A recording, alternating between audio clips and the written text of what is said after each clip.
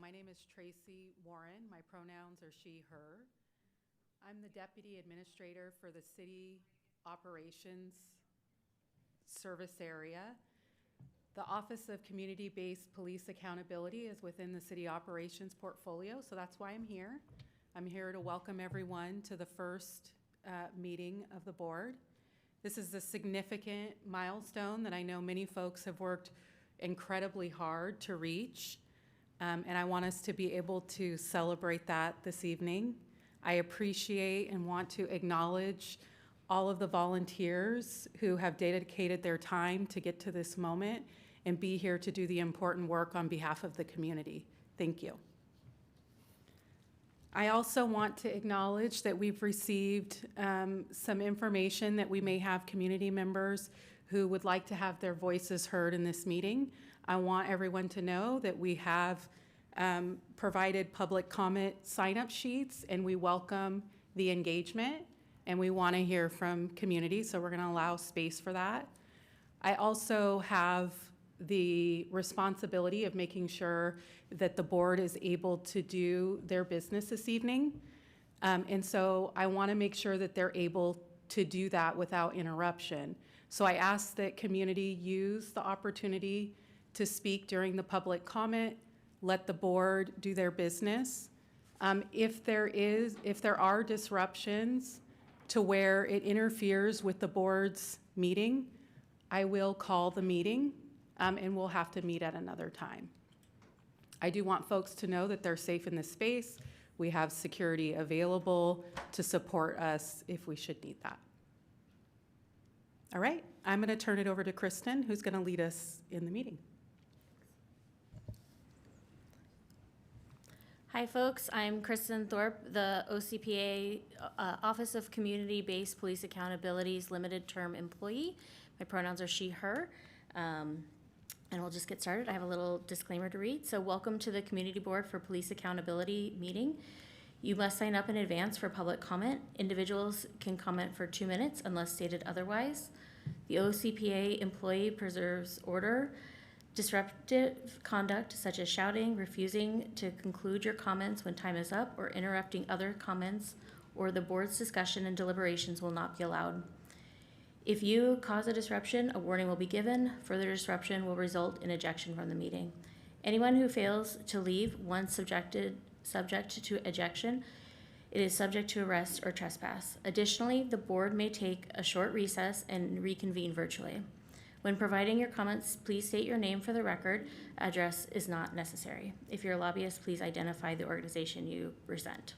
And we'll go ahead and get started. So I just want to also say thank you not only to the board for all their hard work and training to get to this place, but to the community members that have showed up. This is the first time we are all doing this together, and so it's going to be iterative and clunky, and we're going to make the best of this. And so just so folks in the room know, and those attending online, because of quorum requirements, some board members are meeting tonight for the very first time. And so these discussions are gonna be, you're seeing work happening live in the moment. So thanks for giving us all grace through this process. Next slide, please. So just a little bit of housekeeping. The restrooms are around the corner, and we have emergency exits to the back over here should anybody need those space. And otherwise, we'll go ahead and get started. Next slide, please. So just for a quick reference, there are 2 branches of the city's new oversight system. The OCPA, which is the Office of Community-Based Police Accountability, is with city employees, and they initiate and conduct investigations of sworn officers of PBD and PBB and their supervisors. The CBPA is a governing body of community members, and they decide whether the misconduct is proven, and they also decide what discipline will be issued if that misconduct is proven, and hold due process for covered employees. So tonight we are at the CBPA meeting with our board. Next slide, please. And so we're going to do a meet the board members. Next slide. And we'll have Kyle kick us off with introductions. Hi, my name is Kyle Ashby. I'm a resident of District 2. I've been a citizen of Portland for 13 years now. I live in the Irvington neighborhood. I work in tech, but previously was a community organizer and a political organizer. Now I work for a shipping company. I'm here because I've seen the best and worst of policing in Portland, and I really want to understand how citizens can engage in this process. Thanks so much.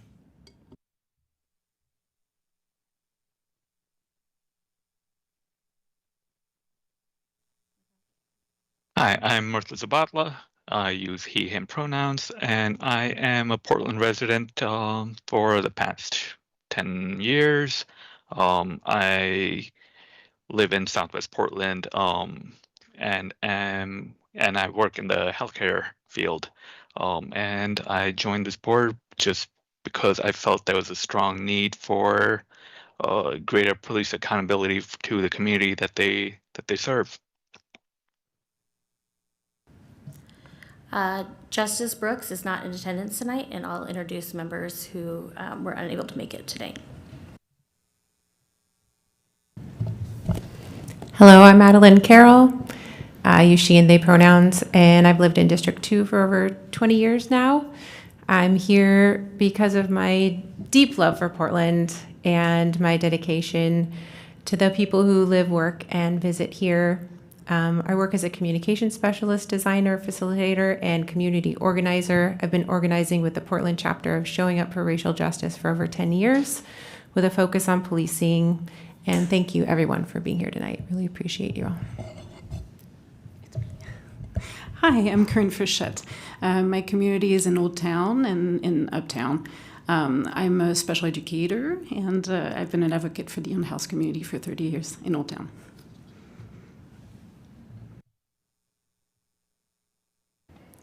My name is Skylar Halsey. He, him. I've lived in District 3 for just 5 months now. Lived in Portland for about 2 years. I'm here because I believe that it is all of our responsibility to engage civically, and that it is important that we engage in oversight over those who police us.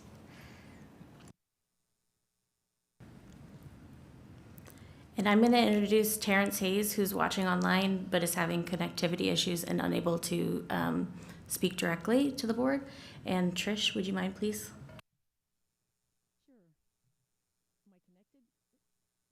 There we go. My name is Trish Garner, pronouns she, her. I've been retired for quite a while, but my career, I was on kind of both sides of the street, as they say. I was a federal prosecutor, actually brought some civil rights cases as well, but also did criminal prosecution. But for most of my career, I was a criminal defense attorney. So as I say, I feel like I have some experience in both sides of the street. Since retiring, I've affiliated myself with various social justice and women's organizations. I also have a social work degree. So I look forward to learning and contributing to the community of Portland. And I live in North Portland. Thanks. And Jillian Herrera and Ash Jimenez are unable to join us this evening. So Pete, I'll turn it over to you. My name is Pete LaRosse. I've been living in Portland for 5 years. I spent the last 25 years living overseas, really working in the social impact sector and looking at the best and worst of what the world has to offer. And a lot of that involved community mobilization, basic services, everything from health, education, housing, policing, and everything in between. And since I moved to Portland, I want to take that skill set and that experience and apply it to my community.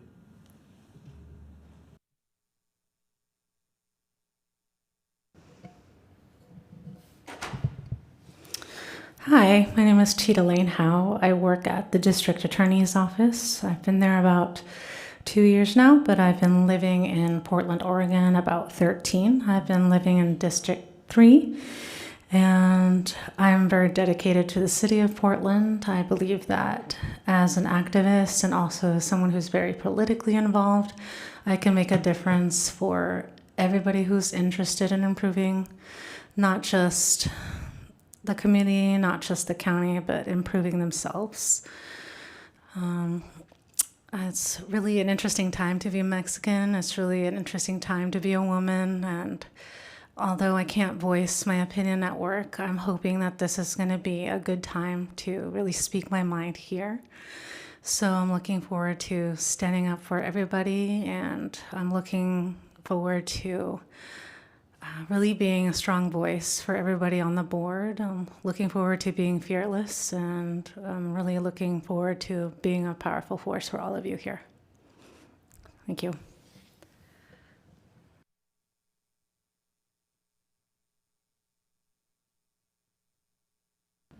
Hello, my name is Shelly Maddox. I am a resident of Rockwood. I've been there for almost 6 years. I am a mother. I work as a paralegal here downtown, and I have a PhD in philosophy of education. I'm very happy to be able to contribute and be of service to a community that feels like home to me. Thank you.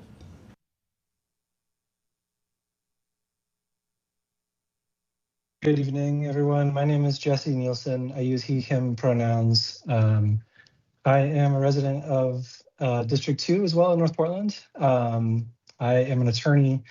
I've worked as a legal aid attorney. I've worked as a prosecutor in Multnomah County. And currently I do enforcement of wage and hour and civil rights statutes for the state of Oregon. And I am really honored to be a part of this and looking forward to getting to work. Thank you. My name is Tim O'Donnell. I'm a resident of District 2. I've lived in District 2 for probably about 20 years now, Portland about 22 years. I am a lawyer by trade. Most of that time has been serving as a deputy prosecutor in Marion County. I hope to bring to this board a sense of community, but also an objectivity lens, as that is important in evaluating these cases. And I appreciate everybody being here tonight and the work that has been put into this board, and look forward to seeing where it goes. Hi, I'm Tim Pitts. I use he, him pronouns. I live near Lloyd Center and own a small business. I got involved in this work originally via former City Commissioner Joanne Hardesty, and have been involved for a while, and was fortunate to be able to serve on the Police Accountability Commission, which set the framework in place for the work that's going to be done here. And I'm just so thankful for all these other people that have joined us, and I'm happy to be here. Hi, everybody. My name is Natisha Pratt. Probably the only one here that lives in Vancouver, Washington currently. Born and raised, I'm a Portland native, born and raised in Portland, Oregon, North Portland mainly. Moved out to Vancouver in 2017, just because of the rise in living expenses and police harassment. I'm really excited to have been chosen to be on this board. I have a deep love for my community. And yeah, so thank you. Good evening. My name is Dina Ross. I am a resident of District 4 in the Goose Hollow neighborhood. I've lived here for about 2 years. I'm also a master's level social worker focusing on research and substance use as well as social policy. I want to thank everyone in attendance tonight, including the volunteers on the board, the community members here in person and online, as well as the council members who are present and who have been working on our board and discussing us in council, as well as the folks who have been coming to council meetings to discuss the board and give their public comment. And I look forward to your public comment tonight. And I'm excited to utilize my skills in social work coming from a trauma-informed and culturally competent lens on this board and serving the community. So thank you for attending.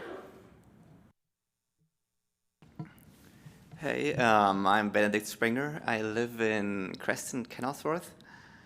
And I'm embarrassed to not know which district that is. But that's just a fact, I guess. I'll look it up later. Let's see. I have a PhD in political science. I'm a pretty analytical person. Hope that I can contribute in that way on this board. And in my professional life, I work for the state of Oregon for the Public Utility Commission. So I'm pretty familiar with how commission staff dynamics can be organized. Thank you, everybody. Appreciate that. And I just want to make a small correction. Jillian Herrera has been able to join the meeting. We're still trying to troubleshoot to get her in. But just wanted everybody to know that she is attending online and can hear us. We can't hear or see her at the moment. So thanks, Jillian, and everybody for being here. Next slide, please. So board elections. Next slide, please. As we've talked about, this is the first time that this group is getting together to discuss business. And so while it's not a lot of time on the agenda, I wanted to give you all of the opportunity to start these conversations and see what leadership positions, if any, you want for the CBPA, if there's criteria that you're interested in having, how would you, if you'd like to have that conversation continue to further meetings.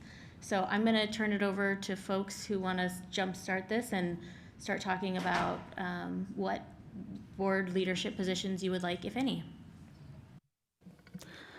I'm really interested in making a motion to have a chair and a vice chair. And also, I would like to be either one, if anybody would like to second that motion. I would second the motion. I would also second the motion, and I'm also so interested in having a position, a chair or vice chair position. Okay, this is fantastic. I love it. Thank you so much for jumping right in. I guess maybe we should start with the first question and see, is chair, vice chair, what folks are interested in? And maybe start a little bit a step back, just in case. So Tim, I see you're wanting to talk. And I was going to step back also from the motioning process itself. I would agree that chair and vice chair are important positions on any board, especially with the kind of numbers that we have. With 21 folks, it's generally helpful to have, at least in my experience in big committees, somebody who's a chair, not necessarily having more power or decision-making ability than others, but to kind of lead the meeting, herd the cats, if you will. And a vice chair is always, I think, important to back up that person if they're ill or unable to make a meeting, or just to assist them in kind of the general structuring of meetings in general. As far as motioning today, I think I would hesitate to urge that right now and suggest that we consider who wants to be a part of that, who wants to be part of that leadership, and then come up with some kind of process to which make yourself a candidate, or however express yourself an interest to the full board with some time to actually think about what that means to you and what you think it means to the board. I'd love for us to take a step back just a little bit. Love the motions. And we haven't really made decisions yet about how we will make decisions together. And what I would really love is for us to have someone provide us with information about possible decision-making models and leadership models that we can consider so that we can come into this informed. Ideally, it would be great, I don't know if we can do this, but it would be great if that could be provided to us similar to how we've had training, where maybe it's a video or something that could give us options, and then maybe we could have that person with expertise come to our next meeting and we could ask questions, and then we would be able to make a decision together with, a common set of information. I would like to second Alan's comment and as well Tim's comment, and also lift up the model of co-chair, of co-chairs, because that's a valid model. So just wanted to chime that in. Was that a suggestion for co-chairs? Can I?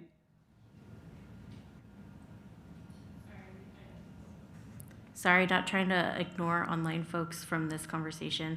And so let's pause, Shelley, if you're okay with that. Thank you. And I think it was Tim. Was that who I heard speaking? Yeah. Thanks, Tim. Yeah, thanks. Yeah, I definitely think it's great to get leadership. My personal opinion is sooner than later, because we have a really heavy lift and a lot of things to accomplish. I would suggest considering, depending on how many people are interested in a leadership position, potentially 3 chairs. I just know that there is so much to do, and the thought of having only 2 chairs and then having 2 people needing to coordinate everything and meet with everybody, especially as we work through the agenda and things like engaging a search firm, like it just gets really hard logistically to get two people always on the same page. And to be frank, I don't know anyone well enough to trust anyone as a sole leader. So I'm not personally super comfortable with like a number one, number two kind of scenario because I don't really know anyone that well. So 3 seems like someone can sort of fall off and have a slow week or a busy week at work and they can't do anything, but then the other 2 are still there to carry things along. I would agree with that. And I also think it's important that we define what is a chair, what is a co-chair in the situation, because I know later we are going to be discussing a possible facilitator as well. So it's kind of important to distinguish like what is the facilitator doing versus the chair and the co-chair or the co-chair number 2. So defining those positions is important. And Shelley, I don't want to have you get lost. I appreciate the language shift from the hierarchical chair, vice chair to the possibility of 2 or even 3 co-chairs. I'm really interested in this distinction between chair and facilitator because I was even thinking of suggesting that instead of chairs, we are co-facilitators. And I just want to advocate for, to make this process as democratic as possible, cooperative, consensus-based, whatever it takes to stay in that vein, I would very much appreciate. Hey, so I would suggest we elect an interim meeting leader because we don't even know who's leading this meeting. It's unclear who gets to talk next. It's really confusing and stressful. So if we could just at least decide who leads the meeting, I think that would be really helpful. I think Kristen is kind of leading the meeting. Am I incorrect? I can definitely be more of a facilitator and call on folks if that's helpful. I'm really trying to balance my role as a support for you all and not try to take over. But if that's helpful, I can do that. So, okay, I'm seeing head nods. Great. Kyle, please. Yeah, we have several board members that can't be here, and I don't fully understand why, in addition to a board member that can't currently speak or be seen. So I'd be hesitant to make any decisions tonight until we better understand the available models. Pete? I want to second that point. I think we need to give ourselves a deadline for what is our decision-making process and a deadline for what does our leadership model want to look like. I don't think we are prepared to make any decisions tonight except recognize that I think we'd be better served by identifying the things that we need to know or the answers that we need to get in order to move forward. And right now, I really like the idea of what's our decision-making model and what's our leadership model. And we can assign somebody or we can vote tonight on who's going to gather that information, who's going to present that information at our next meeting, but we don't need to make any decisions right now. I think that would be premature. I'm looking at hands in the room and online to see if anybody else wants to jump in. Yeah, Karine, please. Given the fiscal responsibilities that we're going to have really soon, we should probably consider committees as well while we're talking about structure. And a fiscal committee seems to be urgently needed.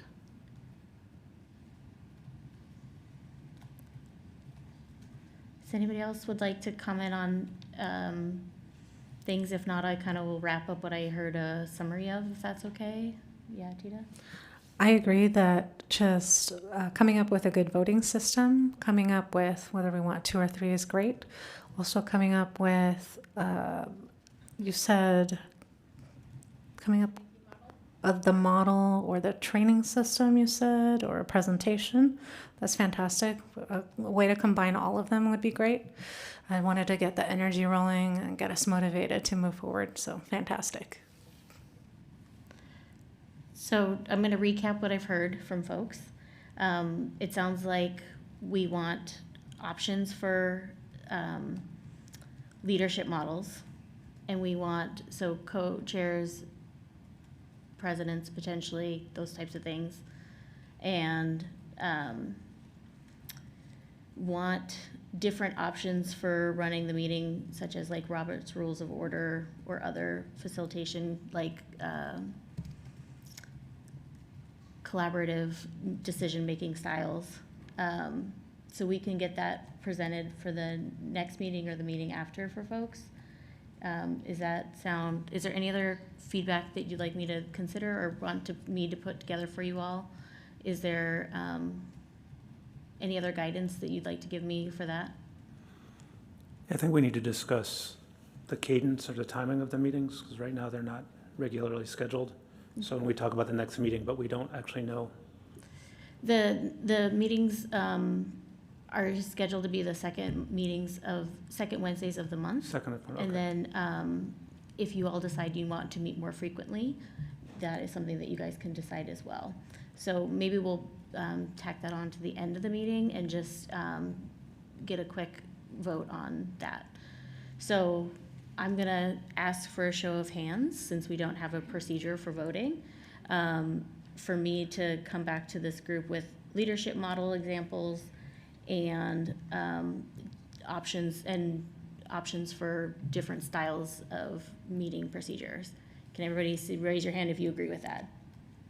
I'm seeing hands both online and in person, so thank you. I will work on that for you. Yeah, Kyle. To Tim's point about trust, I'd like to understand the ways we can organize each other and get to know each other while meeting quorum rules and understanding exactly what we need to do to be in compliance. I know there's fraught feelings and urgency in the work, and at the same time, to do good holistic work, we do have to get to know each other on some level. So I'm going to ask Heidi to correct me if I'm wrong, but Heidi Brown is our deputy city attorney. But the board is able to meet socially as long as work is not being discussed. Yeah, so as long as you aren't deliberating or discussing something that you may deliberate about, just keep it purely social, then you can meet. I just advise you to be very careful, as we've talked in our training sessions that we've done separately. You all know that you're individually responsible if you violate the ethics rules, so we just need to be super careful about that. But yeah, you're more than welcome to set up a meeting that's a social meeting only and get to know each other a little bit. So I think we can continue. I know we had one social gathering that not everybody was able to attend, but I can also work to get those scheduled for folks as well. I'm seeing head nods. I'm looking online for head nods or thumbs up. Great, I see it, thank you. Okay, perfect. And I'm writing down meeting cadence to talk about at the end of the meeting if we still have time. Great. Next slide, please.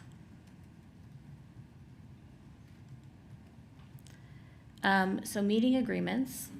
Next slide, please. This was another one that I did not expect a resolution tonight in the meeting, but is an opportunity to get folks to start having these conversations and sharing ideas in the space together. And so it is up to you all if you want meeting agreements, and if you do want them, what you want them to be. And so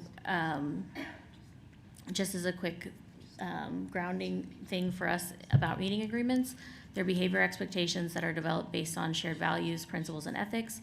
They explicitly state expectations so everybody has the same understanding, and allows for accountability when expectations aren't met. They should assume a good intent, but allows room for folks to be called in and repair harm as needed. Yeah, Trish, please. Yeah, I definitely think we should get together and talk about process. It might be helpful for us to get a facilitator to kind of describe, what are some of those different rules. I'm not looking for a 20-page document, but just some, I think we kind of know what they are, but I think putting them down would be just very helpful. Yes, please. I'm completely in favor of those standards. I would caution, I haven't seen many municipal boards sort of get stuck and spend a lot of time doing this. So if we can be as efficacious as possible so we can get to business. Yeah, Skylar. I would just suggest that we take Robert's Rules of Order, that we elect tonight a temporary lead and vice chair, and we say, okay, in a month we'll revisit that. I just think we gotta build momentum rather than drag our feet.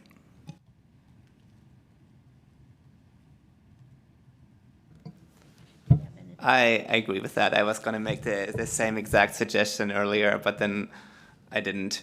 But I think we could spend a lot of time discussing rules and so on. So I think it'd be great if we just say like, Robert's Rules of Order, everybody can look them up, and at least we have some kind of system. We know how decisions are generally made. We know when we have to vote and when we don't vote. We know how to end debate.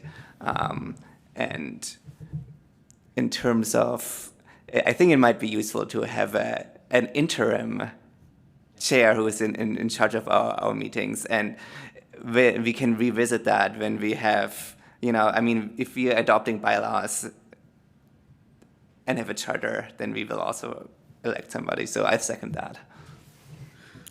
Actually, Yes. Sorry. Yeah, I understand everybody's really ready to get going on the real work to do, but I feel like I've been in committees before where we had similar meeting agreements, and they were immensely valuable, and I learned so much about how to communicate, and I feel like our meetings went so much better as a result of that. So I just don't know that necessarily I feel this strong rush that we need to elect a leader tonight, right now, right away. I would rather get things in place in the right way from the beginning, including some really good meeting agreements, like more of the data that you've got in the presentation to come. I want to agree with that. I don't want to sacrifice quality for speed. I think making the investment in getting the right administrative infrastructure and the processes in place is going to allow us to do better work rather than moving quickly. And I do think that there's a compromise where somebody can assume responsibility and say, this is something I want to take the lead on and I will report back, which is not the same thing as saying there's a vice chair or a chair, because I think that having a vice chair and a chair is, like I said, that's a little preemptive at this point, in my opinion. So I'm just gonna restate that we had agreed that we were gonna table this until later. Were you all agreed that you were gonna table this later? Because I was gonna come back with options for you all to review. And so I think right now, I think it would be helpful if we stuck with the meeting agreements discussion and talk about values, or we can move forward to something of substance like the next agenda item.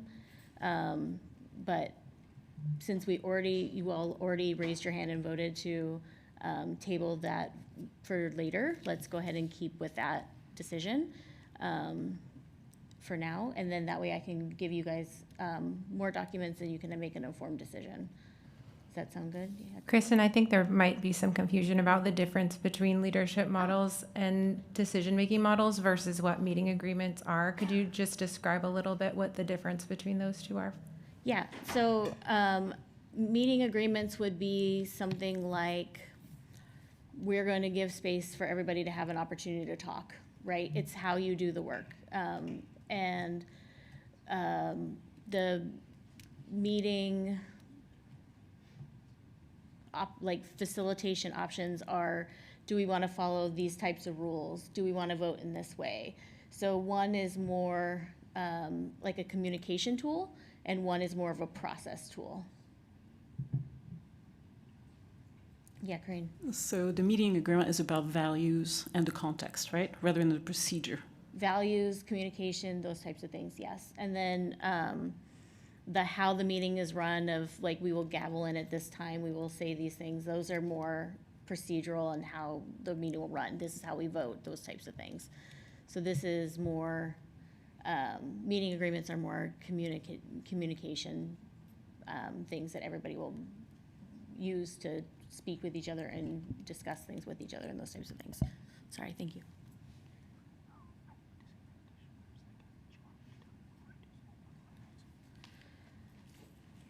Yeah, Kyle. I'm hoping we could all agree that we should take a beat in between topics to see if the people online have any commentary. I'm feeling like the primacy of being in person rather than the people online. I'd like to give them the opportunity to speak if they'd like to. Yeah, I appreciate that. And I am trying to watch online for hands raised. But I definitely will take a more pause. So thank you for that. And while I'm doing that, why don't I ask, is there anybody online that would like to say anything else about meeting agreements? Natisha, I think you're coming online. Oh, maybe not. Okay. Dina, and then Trish. I think the reason that we are kind of stuck on this a little bit is because it is such a broad topic. There are so many meeting agreements that we could be discussing, from ethics to things like you said that are more procedural, that kind of still fall into meeting agreements. So I do kind of like the concept of adopting something that's a little more general, and then as we kind of learn what it is that we're doing, as this is the first time we met, we can get more specific with exact meeting agreements, because this could take the whole meeting time of deciding meeting agreements. There's a million different possibilities. Yeah. Trish? Yeah, I concur with that. I also wonder, I know this is not directly what we're talking about, but in terms of the cadence issue, I don't know how long it would take you, Kristen, to gather that information, but I would wonder about meeting every 2 weeks, or at least right at the very beginning, maybe just the next meeting. But I ponder going a little bit faster than once a month as we set out. So I don't want to do race pace. On the other hand, I would like a little more movement than we've been able to experience so far. Yeah. And I think we'll definitely, I'm going to ask for a show of hands from everybody to table the meeting agreements until later, when I can give more information for you all. And we'll go on to the next item, which is, I think, the OCPA director search. And then that way we can continue talking about some other things of substance that we are more tangible and not so nebulous. So I'm going to ask for a show of hands if you are okay with that, and then I'll ask for a show of hands if you oppose. So show of hands if you agree to table this conversation, okay? Thank you. I see online. Anybody opposed? Yeah, Benedict. Okay, you're outvoted.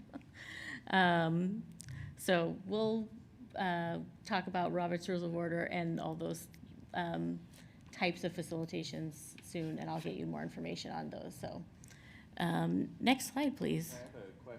Before we move on, is there anyone who's like, oh no, Robert's Rules of Order, like this is a terrible thing to just base this meeting off of, say? Like we don't have to go forward with it, but just to have a framework.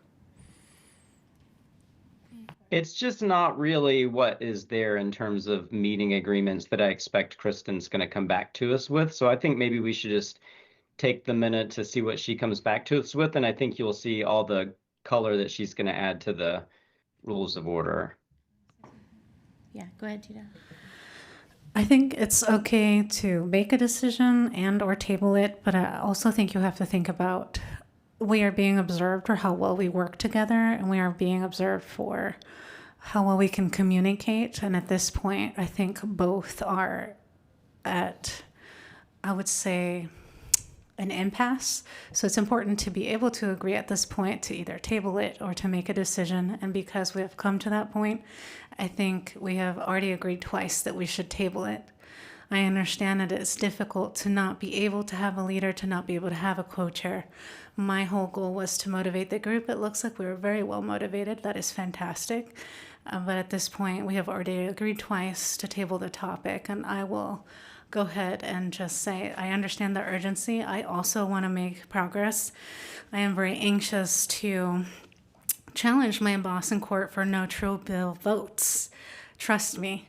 But I think we have to start at the basic level and really commit to who we're going to be at our core, what our core values are, and we're going to get there. Yep, and I'm going to go ahead and move us on after that comment, and just say this was going to be iterative and clunky because you're all meeting together for the first time, right? And so I'm just going to keep saying that, and we'll go ahead. Can I move us on, Kyle? Or okay, great, thank you. Let's go ahead and skip that slide, please, and talk about the OCPA director search. Next slide, please. So this is tangible, and this is actual information that I'll have to share. But in case you are not aware, there has been a citywide hiring freeze that's been in place since October 2025 due to budget shortfalls. The fiscal year 2025-2026 budget includes funding for a director position, so that position is exempt from the hiring freeze. A new position in the city can take typically 8 to 12 weeks for development, including research, market analysis, pay equity review, and positions need to be reviewed for budget support, and some positions need City Council's approval. Next slide, please. Next slide, please. That's okay. So based on a review of code and existing classifications, the Director 1 classification aligns most closely with budget authority, span of control, and scope of work for the Office of Community-Based Police Accountability. Once the oversight system is operational, that position could always be reclassed if it's deemed appropriate at that time. Council approval is not required for an existing classification that has the funding available. And the salary range for Director 1 is listed there. And with benefits, it's $233,729 a year. Next slide, please. So when a little bit about the city's process, if a classification already exists in the city, then all of that establishing work, that 8 to 12 weeks of work, is reduced. And so the two positions that were looked at for this was Director 1 and Director 2. The classifications had a different scope of authority based around budget and size of staff. So that is ultimately why the Director 1 position was identified as the correct position at this time. And so that classification can be found online. I provided the link for both you all and the community to see what that classification states. Next slide. My recommendation for you all is to hire a local executive firm called Modus. They are BIPOC and BIPOC owned and a local firm that has the ability to reach out to candidates and do the recruitment for this executive level. They'll also partner with you all on coordinating board and stakeholder input. They have capacity to co-host a meeting if you guys want of the top candidates to present an idea to you all and the public at the same time. And they already have a contract with the city, which eliminates delays in a procurement process for a new contract for other firm. Next slide, please. The cost for Modus is 30% of the total annual salary divided into 3 payments. And so that would be split up into a non-fundable agreement upon acceptance of the work. Upon presentation of qualified candidates, they get another third. And then a following third is based on candidates' acceptance. So that would be adjusted based on the negotiated salary of the future director. Next slide, please. So I'm going to open it up for questions for myself or Tracy. And then we'll ask some questions and I will get you all to vote on it. So that'll be our process for this. So Skylar, I see your hand, please. It seems like we could save the city a lot of money and us a lot of time if we selected you, Kristen, for this position. Is that incorrect? I guess is the question. Thank you. I appreciate that. I will be really honest with you all. I am very new to oversight work. While I have been a manager and a director for 15 some years, I don't have, I think, the lens to lead this group because I am still so new to it myself. And I want you all and the city to have the best possible director, and I know that that's not me. I can be an asset in other ways, I'm sure, but I think everybody deserves to have somebody with a lot of experience doing this type of work leading the office. So thank you for your vote of confidence. I really appreciate it. Benedict? I really appreciate that this pre-work you have done, and I think since we don't have a rule structure for anything, I think that's a great idea to hire somebody to do this for us. And I think it's probably money well spent. I think the only thing that would be important to me is that I have no idea how they work. And I know that there are special rules for executive level positions, but I think it would be important that this is also kind of publicly posted on government jobs the city uses and accessible to somebody who might not be on the radar of like a search firm like this.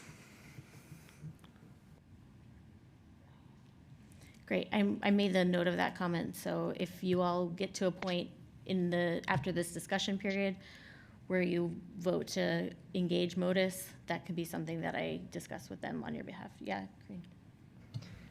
So a couple questions. So would the contract then come out to about 80K? Is that correct? I think so, yes. Delivered in 3 increments, about 27? Correct. And did we get any bids that would be differing from? We did not get bids for this because the city has an existing contract with Modus. And, well, let me back up. I am unaware if there were previous bids because I was not involved in the contracting process. That is something that HR has done. And so this is now available to us.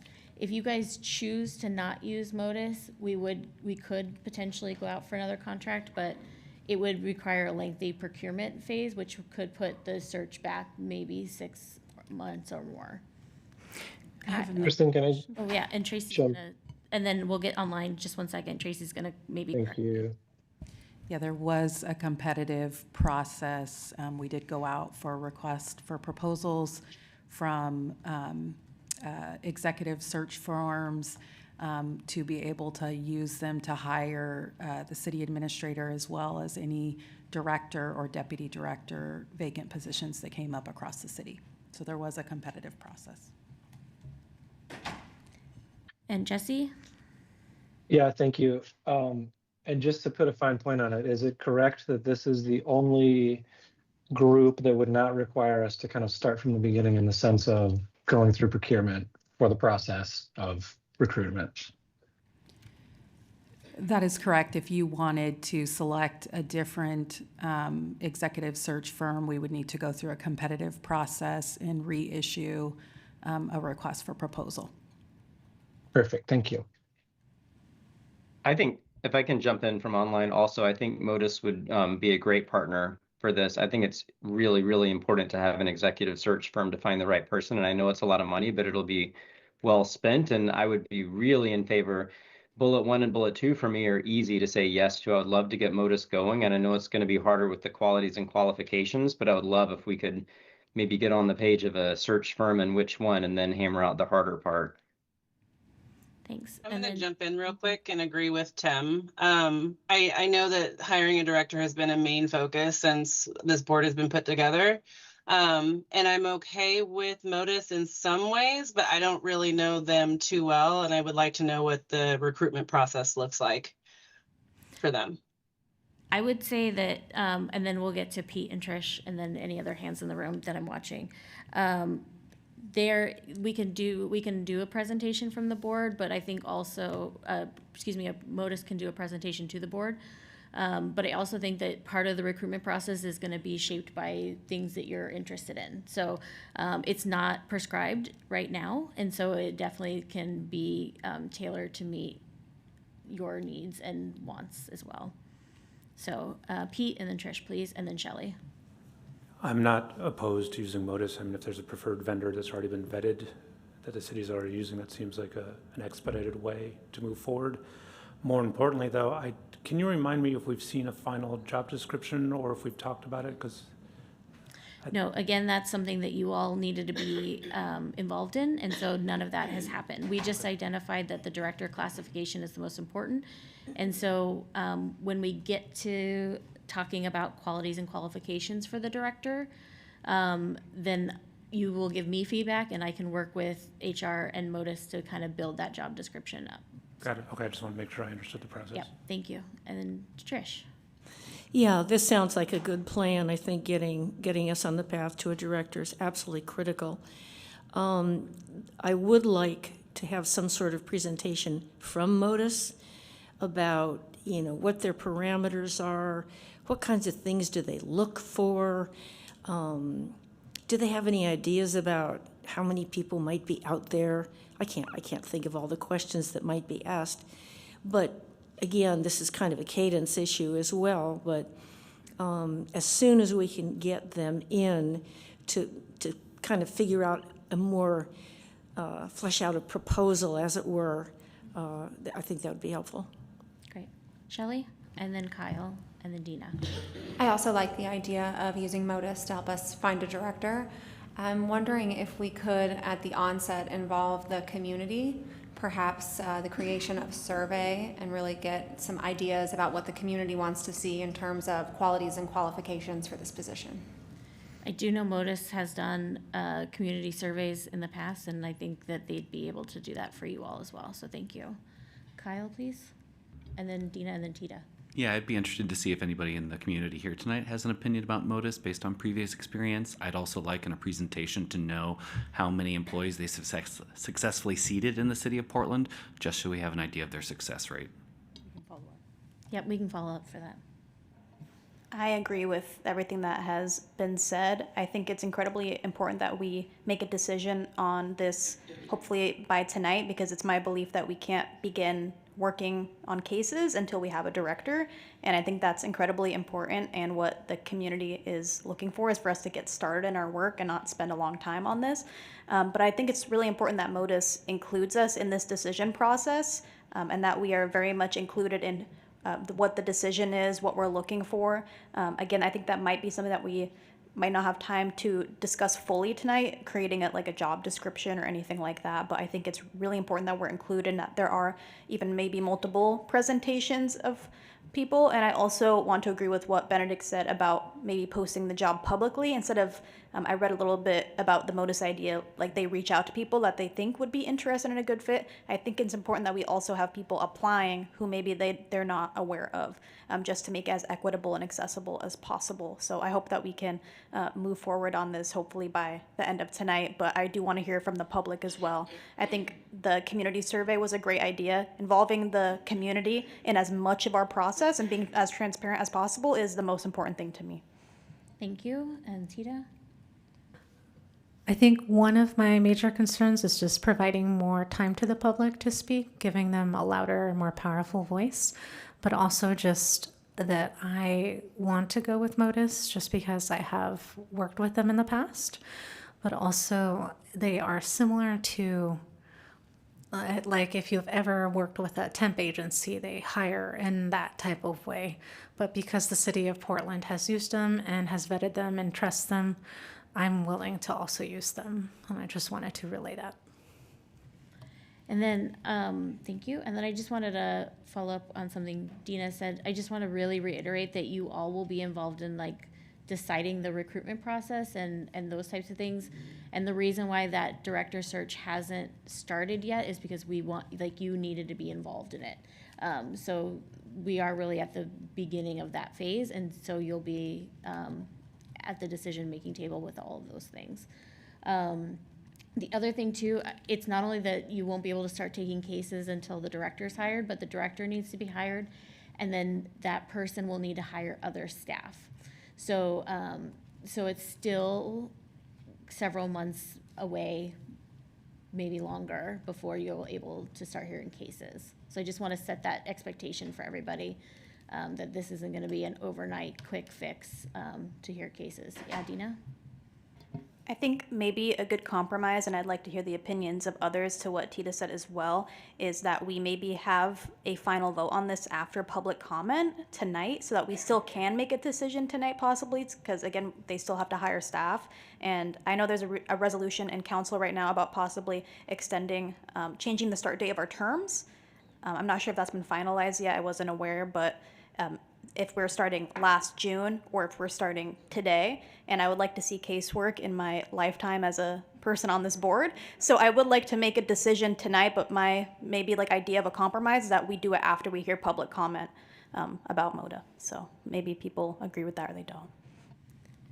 I think, yeah, Tim? Well, I think I hear a lot of support, excuse me, for the idea of using Modus, and I think it might be prudent to kind of maybe presumptively vote that we might consider going with them, but not formalize that tonight.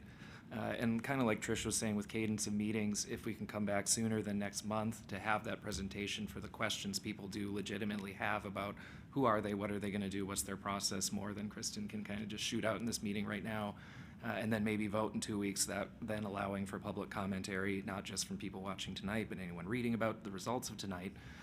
And then also allow us time to do our own homework if we want to do that, and really just give some more time to think about it, but not push it off an entire month. I don't know if that's viable for everybody to have another meeting in 2 months, but since we can only do business all together, and we do want to get up and running, we kind of need to think about that. So that would be my 2 cents on that. Okay, I'm going to take Pete, and then I'm going to ask a question of the board to vote. So Pete, please. I mean, you just said it's going to take a while for the director to come on board, so I think 2 things can happen simultaneously. We can choose to have meetings more regularly and make decisions more regularly as we go through this process and pick a director, so we can be putting the administrative infrastructure in place and our meeting agreements and all that stuff while this is happening simultaneously. So I just wanted to point that out. Great, thank you. Okay, I'm going to ask again for a show of hands, please. Would you like to begin this director's recruitment? And by begin, I mean engage Modus, and I'll ask them to come to an upcoming meeting to give that presentation. We can also put together a sample job description. We can gather some other materials for you and have that ready. And then they can also talk about a community survey, since I heard that from multiple folks. And we can kind of start working with that. But if you guys give me the green light tonight to start engaging Modus, then we can at least get those conversations going. So I'm going to ask for a raise of hands for yes to do that. Okay, I see. And then anybody opposed? Okay, great. So I'll reach out to Modus and get the ball rolling on your behalf. And then are there any particular qualities that you feel are important right off the bat to talk about? I've heard that you want community feedback, whether that's tonight or in the survey, but throwing it out there in case there's anybody that has things that they know they want to see in a director right now. Kyle. Yeah, I'd be interested to know what the city or state guidelines are for equivalent life experience to offset professional experience.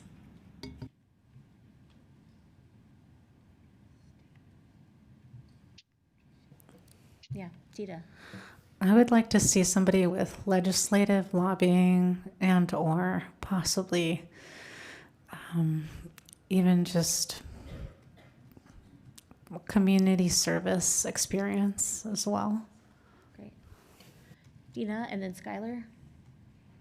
I'm curious if this person would be held to the same background and like kind of the rigorous check that we went through on the board of the background check, as well as the bias check as well. Are they going to be held to that as well, or is that completely separate? Because I do feel like that makes a little bit of a difference. Great question. I'm going to, turn it over to Heidi. Yeah, thanks. Pursuant to the code, they are subject to a background check because they do have to access CGIS material and other things of that nature, but there is not a bias requirement in code related to the director. Skylar. I would ask that they have experience in investigation, either as potentially a journalist or internal investigations. Does anybody else have any qualities they'd like to share? I'm going to look online. Tim? Yeah, I just think someone, for me, the main thing is somebody that's led an organization of a similar size with a similar complexity, because the leadership ability is, to me, more important than, frankly, their ideological background, because we need somebody that's going to be able to staff up and manage a bunch of people that have never worked together before.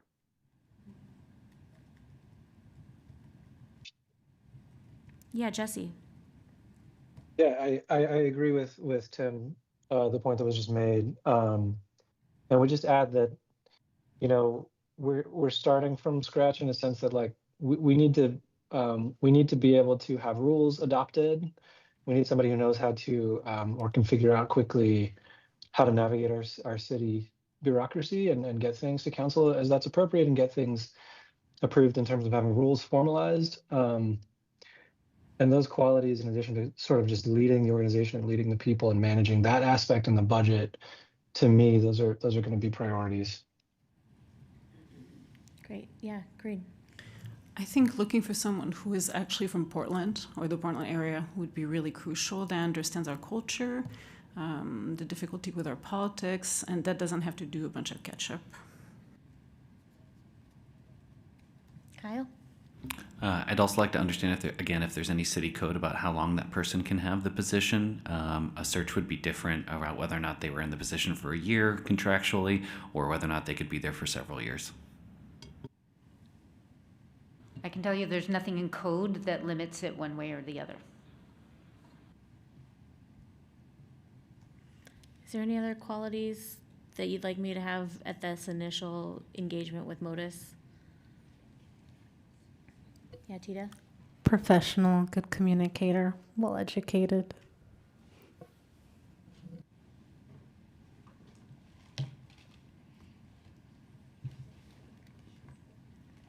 Okay. Thank you for moving this forward. I think it's going to be a really important step to getting this office up and running, and I look forward to helping you all make this recruitment happen. So thanks. Next slide, please. Next slide, please. So I'm going to recommend a facilitator that's a little bit different than this idea of co-chairs or chairs or the other. And this is a specific recommendation to help you all develop your governance tools.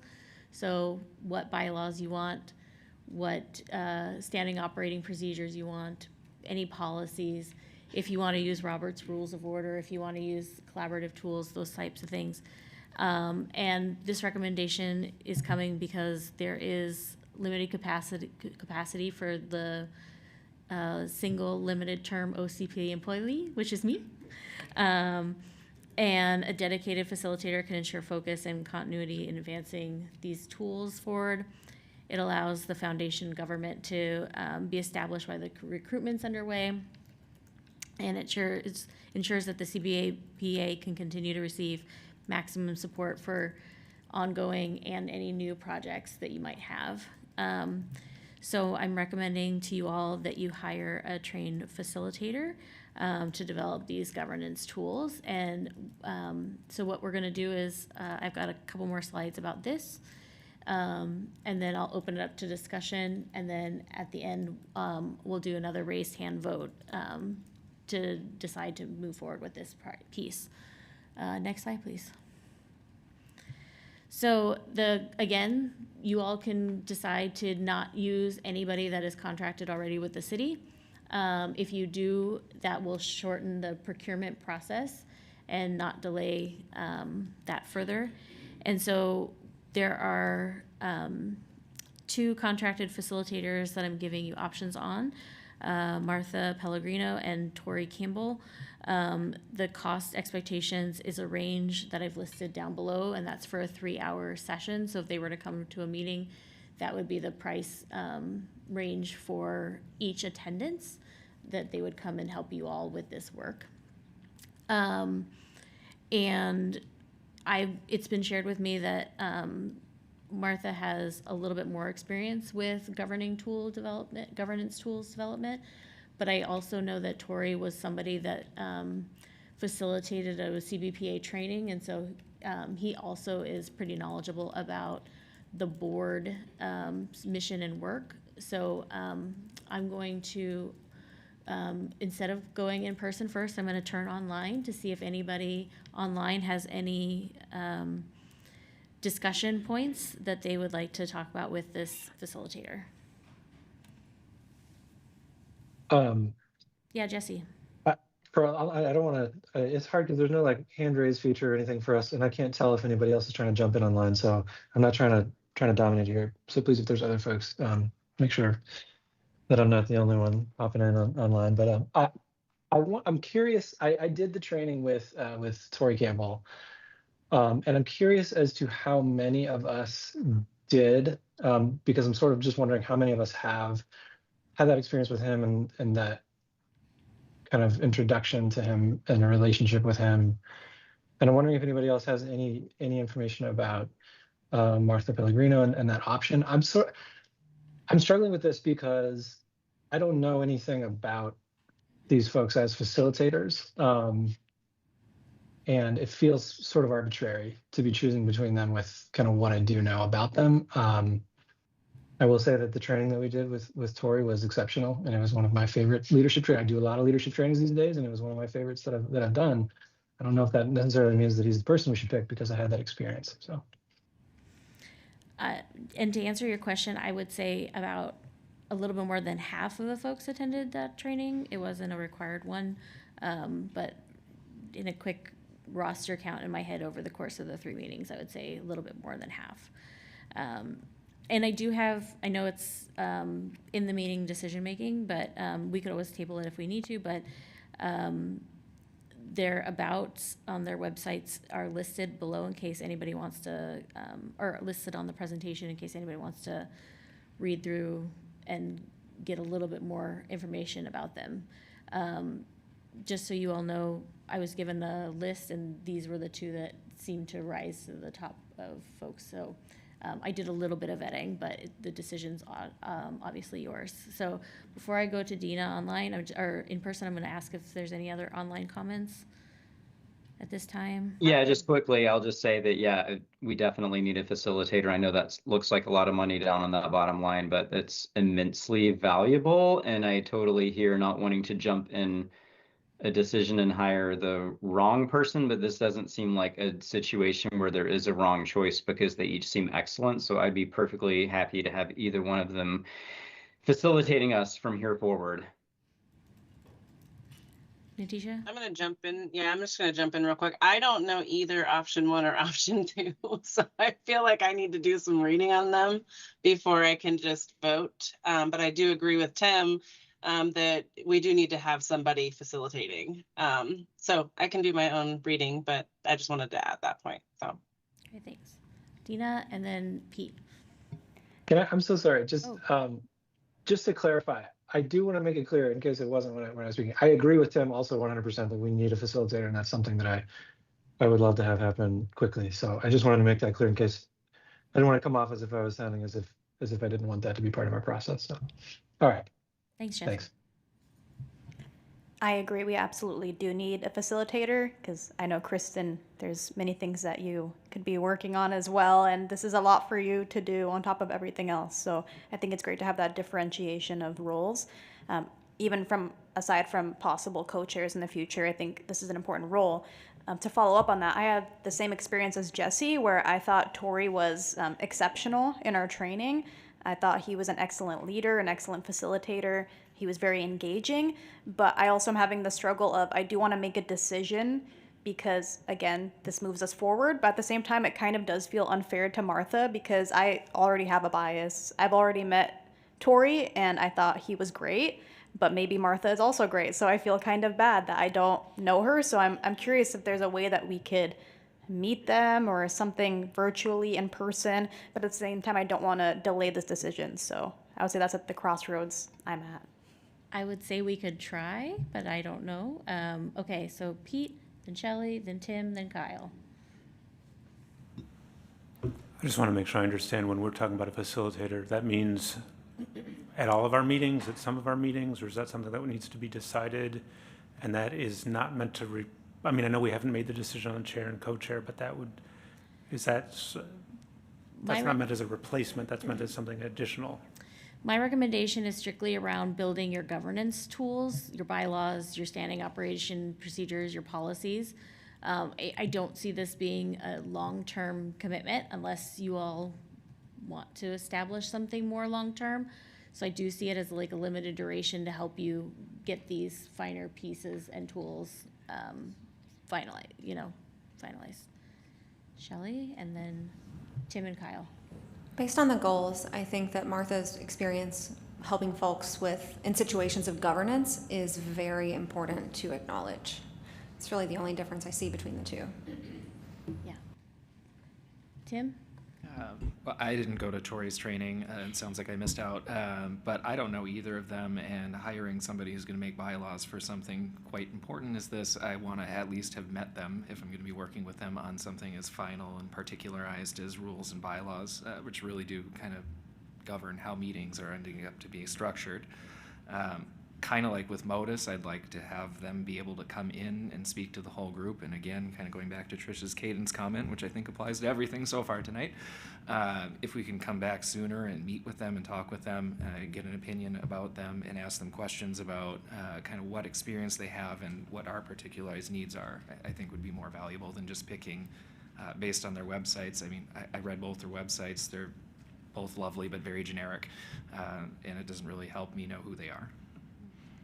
Kyle, Tita, and then Benedict. Yeah, can I get a reminder on the nuance of our ability to make small administrative decisions as this body while being in compliance with public disclosure and comment? Like, are we able to make decisions asynchronously as long as it's done so through proper administrative action?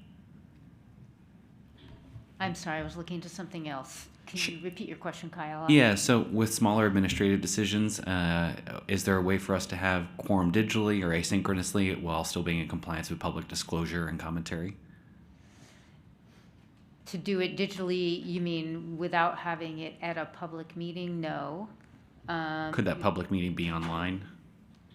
You could have a public meeting online. We'd have to notice it and follow the regular processes for having a public meeting. So, yes. Okay. Thank you. Yeah. Tita and then Benedict.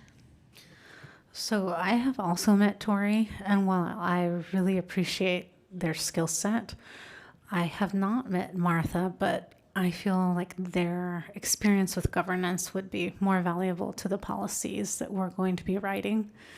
So while I would like to get to know them for the sake of our work and for the coherence that is going to be required of our group, I believe that I would go with Martha.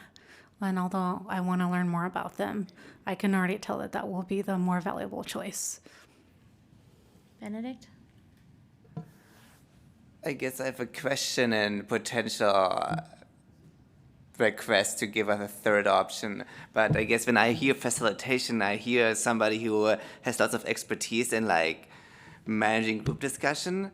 But I think we are like a volunteer board with limited time. So what I want to see expertise in is giving us options for decision making. And so I don't know these, so I don't know whether this is their skill set, but I would really like to get somebody who can be like, here's 3 options, give us some input, we talk about it for one meeting and make a decision. So I don't know whether this fits the description, but if not, maybe we can get another option. I think, yeah, please.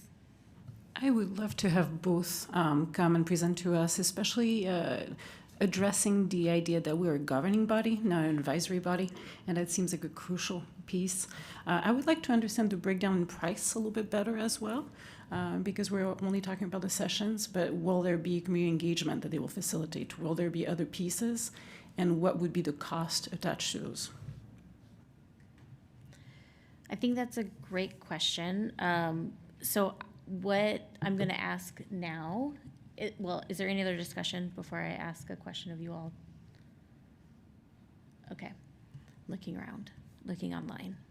I'm going to get everybody's feedback by raising your hand if you would like to start the process to engage a facilitator for your governance tools, and we can attempt to ask them to come to a meeting, or I can invite them to a meeting and see if they will give a presentation on what they can offer the board. So that'll be like one whole vote. So if you would like me to engage this process, reach out to them, have them come. I can't guarantee that they will, but hopefully they'll want to be a part of this. Please raise your hand to start this process. Looking online as well. Anybody oppose? Okay, thank you. I will work on that. Oh, sorry. I'm sorry. Yes. Sorry for interrupting, Kristen. I wonder if, as an alternative, we wanted to have a presentation. If it looks like logistically it's going to be challenging or take a really long time, perhaps we could also seek out just like a written submission from them that's like, because we have their marketing materials basically, but like they could also tell us in writing like what would they envision, what could they offer to us as a board as a backup plan, just as a possibility. Yeah, thank you, Jesse. I appreciate that. I'll see what I can get you all. So thanks for that direction. Next slide, please. So just so everybody knows that this was an agenda that was created by me, and because you all couldn't meet to create your own agenda, I had asked the board for feedback, and one of the things I had received was about the fiscal year budget upcoming. So just wanted to quickly touch on this for folks. But the fiscal year 26-27 budget is in the process of being worked on now, and council will start having those conversations more fully soon. But the end of the budget cycle, council will approve a budget proportional to 5% of the concurrently adopted PBB annual budget for this board. And so we don't yet know what the PBB annual budget will be. So we don't know yet what the OCPA, CBPA budget is. Our current fiscal year is underspent right now. And that money is being held in reserve for future oversight spending. Let's see here. The projected spending for next fiscal year, so the one coming up in July, was developed in coordination with Deputy City Administrator Tracy Warren for city operations and the budget office. Next slide, please. And so here's just a quick high-level breakdown. I will say that the numbers are being added to a system right now, and so I don't have any official reports or any official timeline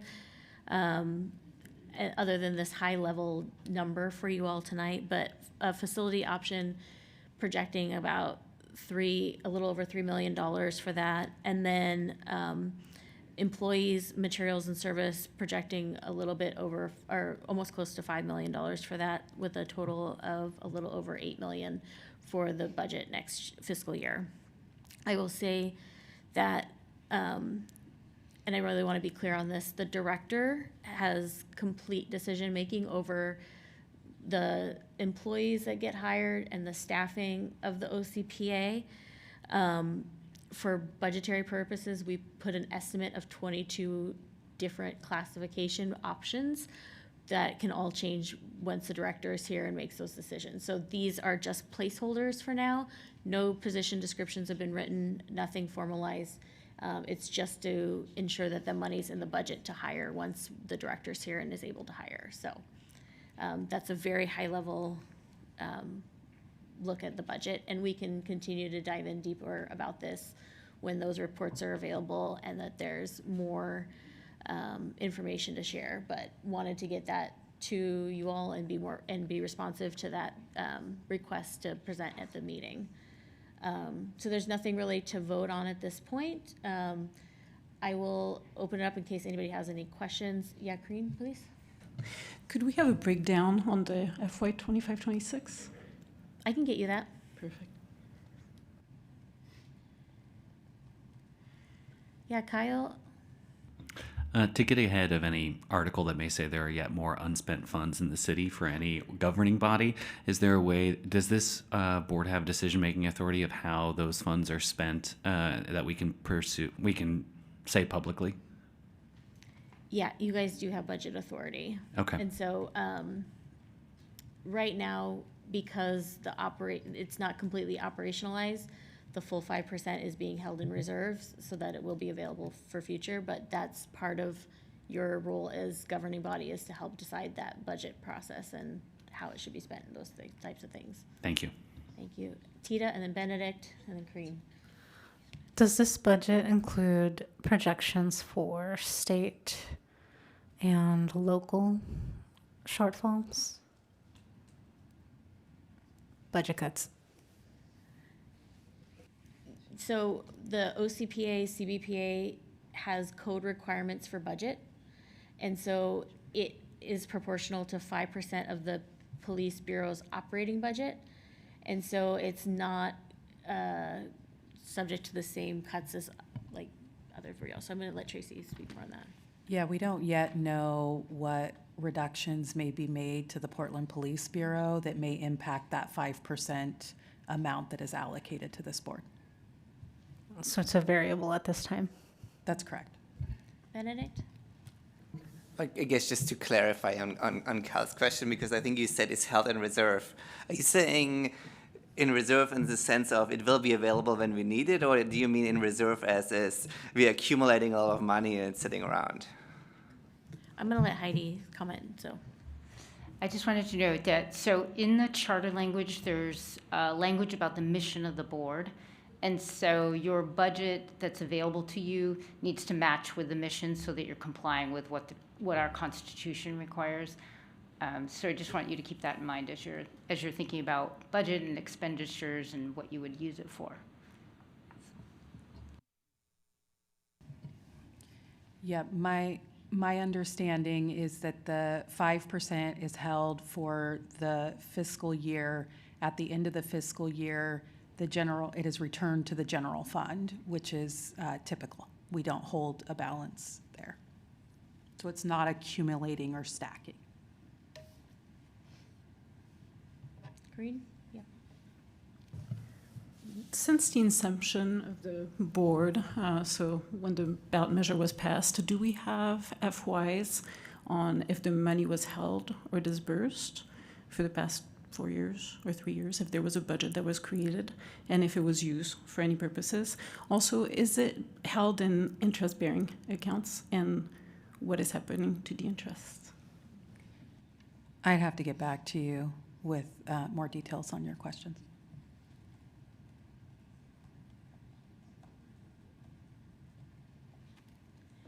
Is there any other things you'd like us to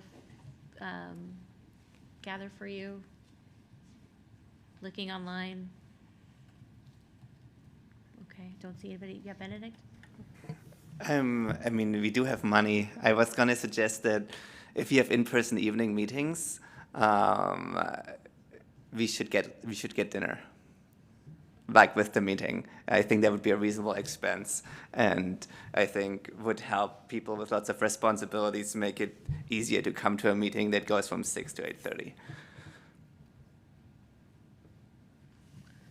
We'll follow up on that. Thank you. Yeah, please.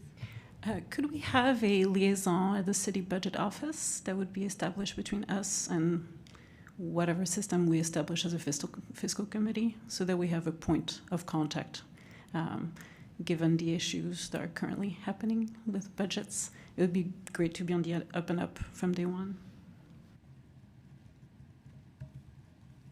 Great. I thank you all for that. I'm going to come back to you all with more things, so appreciate it. Next slide, please. Public comment. Okay. So we do have a sign-up sheet, and I will call folks up in the order that they signed up for public comment. We're going to have, I'm going to get my clock here, 3 minutes each for public comment. I know I said 2 online, but we were able to do 3. And so let me just get that started. So Philip, if you wouldn't mind, please come to the table. Please turn on the mic. Thanks for being here. Hi, everyone. My name is Philip Chachka. I'm with Portland Cop Watch. Thanks for being here, and we really appreciate all the work you've done so far and applying, and all the time and hours and effort and stress that you've already gone through of this unpaid volunteer work. We appreciate it, and we've been looking forward to this for a long time. Myself, I've been following along with the PAC meetings as they are working on getting your group formed, and it's exciting to see it actually happening. So we appreciate that. Only one comment. I'd suggest looking for outside legal counsel. You're allowed to do that for according to the charter. That way you can have a second opinion for legal advice. And also get the director, OCPA director hired as soon as possible. That way they can get their side of the business going. Thank you very much. Thank you, Philip. Up next is Joanne Hardesty, please.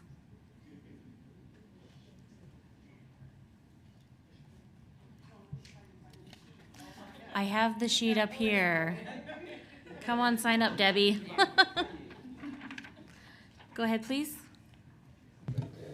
Good evening. For the record, my name is Joanne Hardesty, and I also want to thank each of you for your willingness to do the really, really hard work of transforming policing in the city of Portland, and at least as far as the accountability process is concerned. But I also want you to think broader than what the city is telling you. You have the ability to recommend policy. You have the ability to bring in national experts. You have the ability to really engage the community in a very excuse me, in a very meaningful way.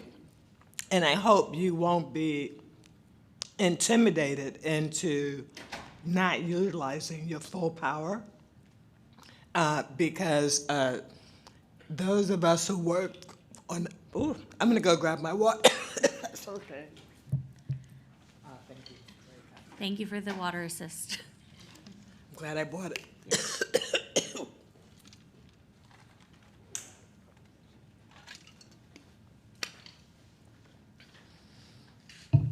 Thank you. I needed that. I just want you to use your power in a way that really builds community and make sure that the community is an integral part in the work that you do. I also hope that you've had the opportunity to get a history of police accountability in the city of Portland, because there's a very long, rich history, which led us to the ballot measure that 82% of voters supported. And I am a certified expert on this topic, only because I volunteered for over 30 years and happened to work for the city for 4 years. So thank you so much. And I am a resource, and I'm happy to help you be able to effectively represent our community well. Thank you. Thank you so much. Really appreciate it. Next up on the list is Rochelle, please. Sorry if I'm pronouncing the name incorrectly. Silver. Rochelle Silver. Okay, great. Thank you. I'm going to go ahead to the next in line, please. Yume Delgado. Thank you.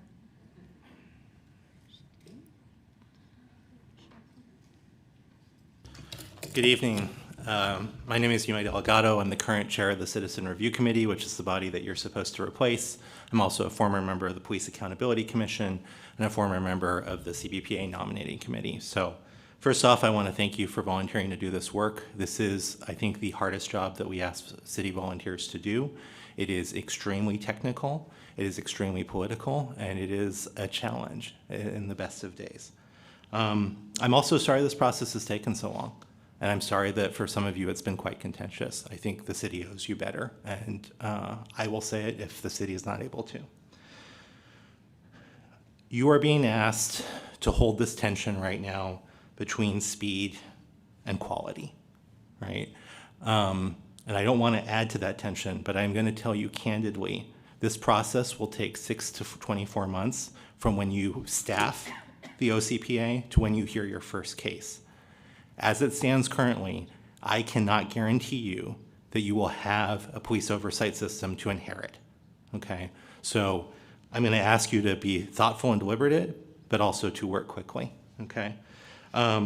Just a couple of suggestions. Right now, it's unfortunate. I think you're being asked to reinvent the wheel. I think you're being asked to do so in a vacuum and wholly devoid of context from what I've heard tonight, candidly. I would really strongly encourage you to engage with subject matter experts, to get briefings from the existing city apparatus, to take community testimony before every vote that you make, since clearly you have not been briefed on these things. And I think you can hold that tension about how quickly you move on issues. So you can appoint a temporary chair, a co-chair, start a committee structure, start meeting more regularly. I think candidly, based on what I'm hearing tonight, you're going to need to meet probably twice a month and then also have subcommittee meetings. And I think, you know, that is also something that's going to apply to how you pick an OCPA director, who needs to be someone who can bring durable, binding legal opinions to your organization to deliberate on. So please feel free to reach out to the CRC. We'd be happy to brief you. You can reach out to me personally if you like. Almost everyone behind me has 5, 10, 15, 20 years of experience. I would encourage you to avail yourself of those opinions. This work has been done before. There's a reason that you are here today, and it is because we've done it poorly in the past. And I would love to see us not repeat those mistakes, but it seems like just as we stand today, we are going to do that. So sorry to be a grim welcome, but this situation is pretty dire, and it's going to take years. It is literally going to take years before you hear your first case. The longer you deliberate, the longer that will take. But you need to hold that balance with also informed consent. Thank you. Thank you, Yume. Appreciate it. Councillor Canal is up next. Thank you.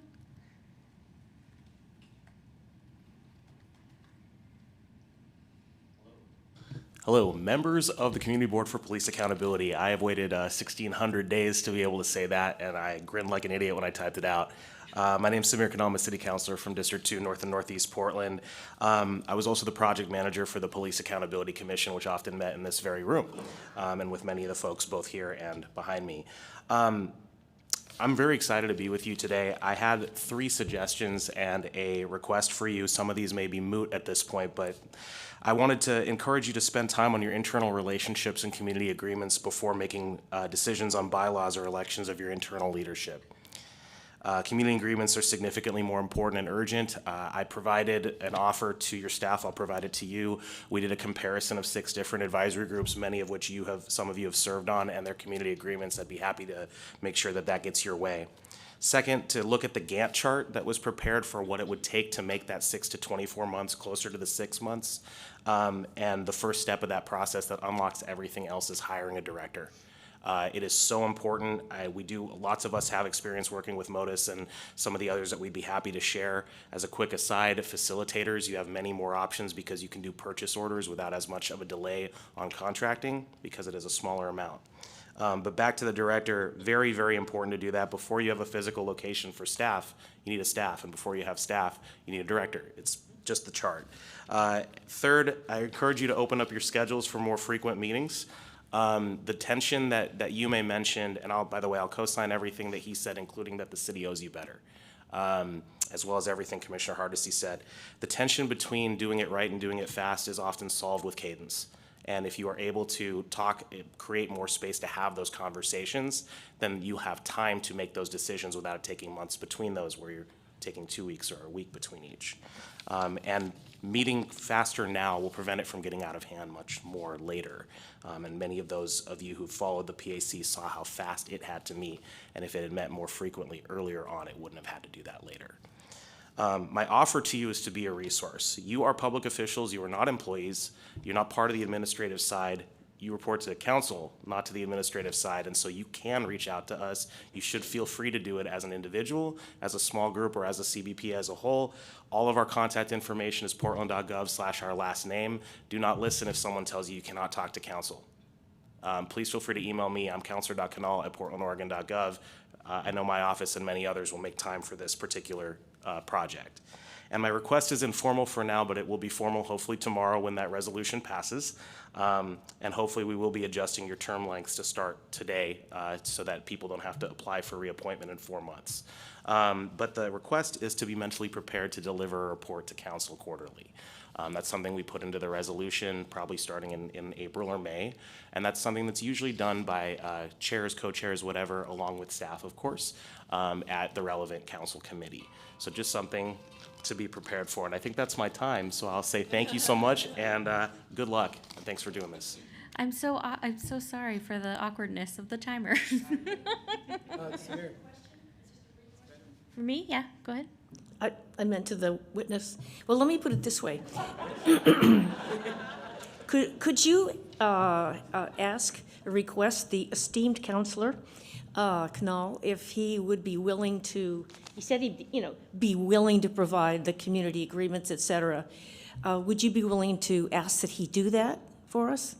Absolutely. Okay, thank you.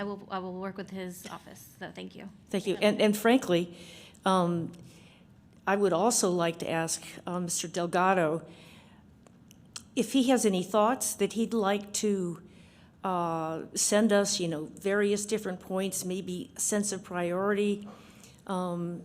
Frankly, meeting with him in a more private setting might be appropriate because obviously he's had a lot of experience in this, and I have a great amount of respect for the work he's done. Absolutely. I will not pass out. I will email you all Yume's contact. I will say that he also drafted a letter for you all, and I've been waiting for you all to officially meet before I shared that, so I will share that very soon. You'll have that. I will also just say this is public comment time, so I want to redirect us back to them and not let them have their space, but Kyle, I did see your hand, so we'll come back to you after public comment, so thank you. Yeah, as part of understanding the history of this work that's happened in the city, I'd also like to learn the context for what it means that the city should apologize, what version of the city, when, what part of the city we're talking about, because it's an amorphous system for me at the moment. Great. All right, taking notes on that, but I'm going to get back to the public comment now, so thank you all. Next on our list, Jorge, please. Thank you for coming up. Okay, my speech isn't going to be as best as Councilor Canals, but I'll try my best. Good evening, board members. My name is Jorge Sanchez Bautista. I come before you not as a fellow public safety advocate, but as the interim co-chair of the Portland Committee on Community Engaged Policing. PCEP is the word. You'll likely, not to echo it and say we're fancy, but you'll hear more about it over time when you do your work. I won't dive into the history of our body, but to make it simple, PCEP is an advisory body that was formed by the settlement agreement, like the CBPA, and we are similar to you. A body composed of community members with different backgrounds and experiences that works to ensure community voices shape how policing works in Portland. I'll keep my remarks short, but I wanted to say welcome to the public safety environment, but also to thank you for taking a step forward to be involved civically. As it was mentioned, this is going to be a very hard job, the hardest that any advisory body is going to have. And so I just wanted to thank you for that. I would like to extend an invitation to you all to attend a PCEP meeting. Our body has been around for a long time. As I'm 19 right now, so I was probably 10, maybe younger, I don't know. And we have experience working through the complex dynamics, working as an independent community body in this system, how to work with staff, and all kinds of other challenges that come up in this work. PCEP sees this body as a partner in our work to promote constitutional, equitable policing, and we welcome opportunities to explore how we can work together. PCEP staff are also very open to supporting CBPA interim staff as you work to establish your process. I've already checked with our staff and they're totally on board with that. I do want to acknowledge one thing about this meeting tonight. Based on what I saw, it seems like CBPA members who are brand new to this entire system and environment were engaged in a series of conversations with very little context to inform your deliberations. I completely understand the pressure you may have felt, especially in public, to resolve some of these concerns. To me and other PCEP members observing, it seems like you need more information. It's totally true, totally understandable. And speaking from experience, all these seeming small process decisions, like you choosing a facilitator or a leadership position or positions, are actually hugely important to your work. So please don't rush these decisions. Advocate for the information you need. You're setting up a hugely important system that's going to be set for generations to come, and you're a very capable team of community members. So I'll have our staff send over our contact information to yours, and I'm happy to answer any questions, not now, because I have to give space to other community members, but you'll have our contact information. Thank you. Thank you, Jorge. Appreciate it. Counselor Avalos, please. Hello, what a big day. Oh, sorry. Already out of time? Damn. No, never, never, never. Okay, thank you. Hi, I'm Candace Avalos, she, her pronouns, City Councilor for East Portland's District 1. I have a statement, but let me quickly say, when I was the CRC chair, I worked with the committee to put together a transition document where specifically waiting for you so that you can have a little bit of that context that it sounds like you need. So we'll make sure that you get your hands on that. I'm sure UMA's got it ready, but just wanted to note that we thought about this a lot and wanted to make sure that you had the tools to be prepared with the context and just some history. Okay, so I just wanted to come up here to take a moment to acknowledge what this moment represents. Serving on this board is not symbolic. It carries real responsibility, real scrutiny, and real weight. All eyes are on you, not because people are waiting for you to fail, but because people are waiting to see this promise realized. They've been waiting a long time. And I say that as someone who previously chaired the Citizen Review Committee and as someone who worked on the ballot measure that created this board alongside so many community members, many of them behind me, who believe Portland could build something stronger. Voters approved this with 82% support, and that number really matters because it tells you that Portlanders across the city wanted meaningful, meaningful community-centered police accountability. And I want to take a moment to recognize former Commissioner Joanne Hardesty, who I'm so happy is here. Her leadership, clarity, and courage really helped to bring this measure to life. I cannot thank her enough. As the first Black woman elected to City Council, she carried this work forward with conviction, and many of us, myself included, stand here because she showed what was possible. So to this board, your voice matters, your perspective matters, and your lived experience matters. And the work ahead is not going to be easy, as you all know, but it is so, so necessary, and we're so grateful. You have my support as you step into this responsibility. I will continue to be a champion for the independence and the integrity of this body. I will be a resource to you. Please, please do reach out. I'm happy to give you all the context that you need. And this is an important beginning, and I'm really rooting for you. So good luck. Thanks. Thank you so much, Counselor. Appreciate that. Next up is Debbie Iona, please. Thanks, Debbie. Hello, I'm Debbie Iona. I'm with the League of Women Voters of Portland, and I was one of the members of the Police Accountability Commission. And one little thought I had, if you want to go faster, you can do like we did and meet twice a week. Yeah, for 20 months. So I also want to second what you may said about, I think it's really important for you to take public comment before you vote on anything because, as was pointed out, you've got a lot of experience in that audience and people might have comments that you'll find helpful before you make a decision. So think about that for the future and including it in your bylaws. We had it in our PAC bylaws and I think it was an important feature. Also want to follow up on Jorge's offer of the partnering sometimes with the PCCEP. They have a, some history working with the community, and so if you need that kind of, help and partnership, they would be a good place to go. And I then, moving on also then to your director selection process, one thing, so I did some research when I was on the PAC of how other cities manage things. And it was interesting to see how some in their oversight systems had a very publicly inclusive process for when they selected their directors, and kind of echoing what some of you have said here tonight. I think you should think about that. And one thing I heard someone say, which I really agree with, is the idea of listening sessions or something like that, to just ask the public, what do they want to see? And that's something maybe you and PCCP could do together.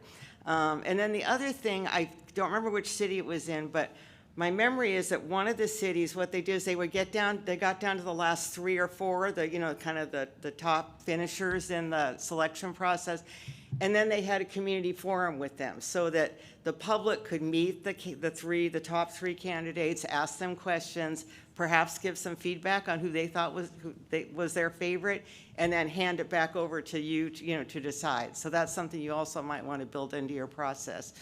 And then the last thing I wanted to say was on your community agreements. I attend a lot of different public bodies meetings, and every one of them nowadays seems to have those. And so you might want to think about borrowing from what others have already figured out, because spending like weeks writing your own, it's a lot of work if somebody's already done it. You can pick your favorites.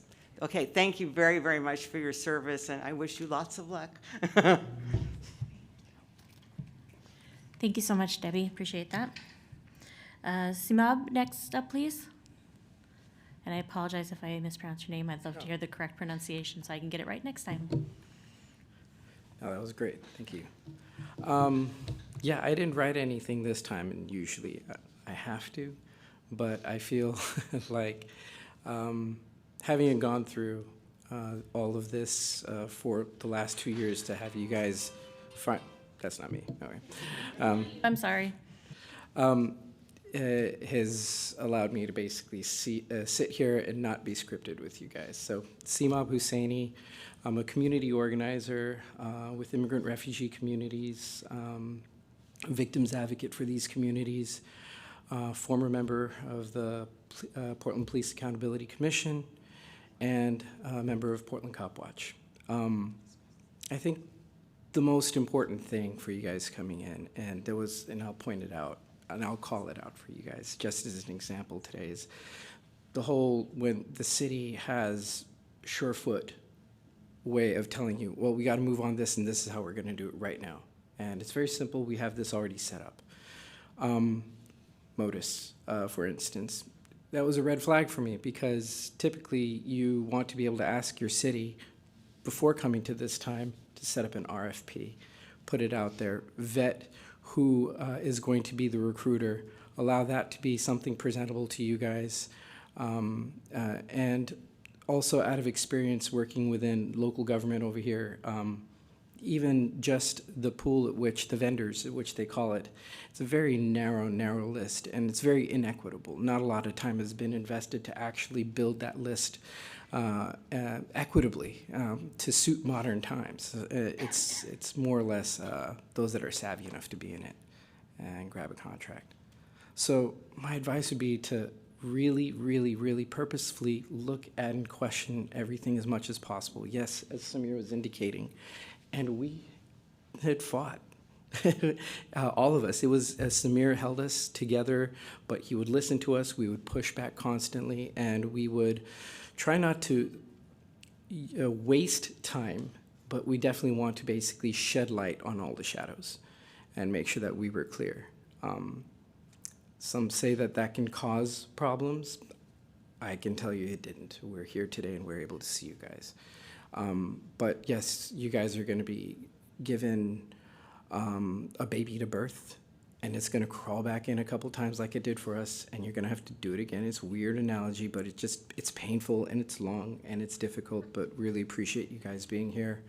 And finally, really focus on the history of what it took for you guys to be here. There's going to be a lot of opinions, a lot of pushback of why we shouldn't have been here in the first place, or how it needs to suit the needs of the naysayers. I say look at the history that brought you here, because it's here, it's working, it's functioning. Former Commissioner Joanne Hardesty, absolutely, we're here because of her. This was written from her, and over decades of works that was put into it in the city through her and the AMA. Reverend Dr. Leroy Haynes, League of Women Voters, Debbie Iona, master facilitation that was put together by our now city councilor, Samir Kanal. The access that we had in navigating this whole process, and then having a new city put all this together and implement it through Councilor Candace Avalos. And so you have a lot of access, but we got to make sure that you guys are tapping into it. And no matter how much experience you may have, this is a rare one. This is a precedence you guys are setting. This is the first in the nation, in a way, right? So focus on the history, shed light on everything. Don't rush through the decisions. Thank you. Thank you so much. We are going to take a quick pause. We are, we have one person online who's going to be providing public comment. We're trying to get them connected. And so just bear with us both in the community. Oh, we're good to go. Okay, Charlie Michelle Wesley.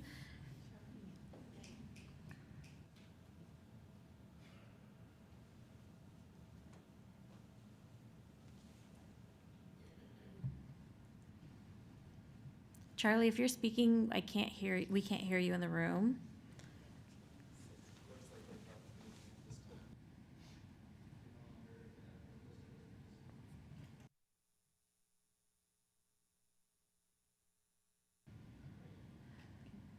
They left the meeting? They may have left the meeting is what I'm hearing, but we're calling them, yep, yep. Everybody just take a breath, thank you.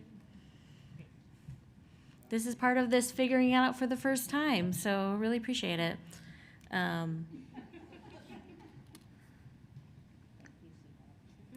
Thank you. Okay, Charlie, test 1, 2. Can you hear me? Yes, we can hear you. Loud and clear? Loud and clear, actually. Thank you. Okay, because I can barely hear you. So, okay, here I go. I'm Charlie Michelle Wesley. I was initially on the CBPA, but things have changed, and because of recent events. Otherwise, I really miss the fact that I don't get to be there with you this evening celebrating, but I do celebrate all of you. I was forced to get pretty honest with myself about my own well-being, so I've spent several years investing time, labor, energy, tears, and extreme sacrifices at the loss of 2 of my close comrades. And yes, because we literally put our lives on the line for real police accountability and for justice for lives taken. And I just want to remind y'all why we are here. It's for real police accountability, and that's not a punishment. That's to save lives. And although I won't be on the CBPA as I had planned, I will be on the CBPA with my extensive decades of lived experience as a witness to, a target of, a victim of, and a survivor of police excessive and deadly force. And as a former police accountability commissioner who worked on creating this oversight system.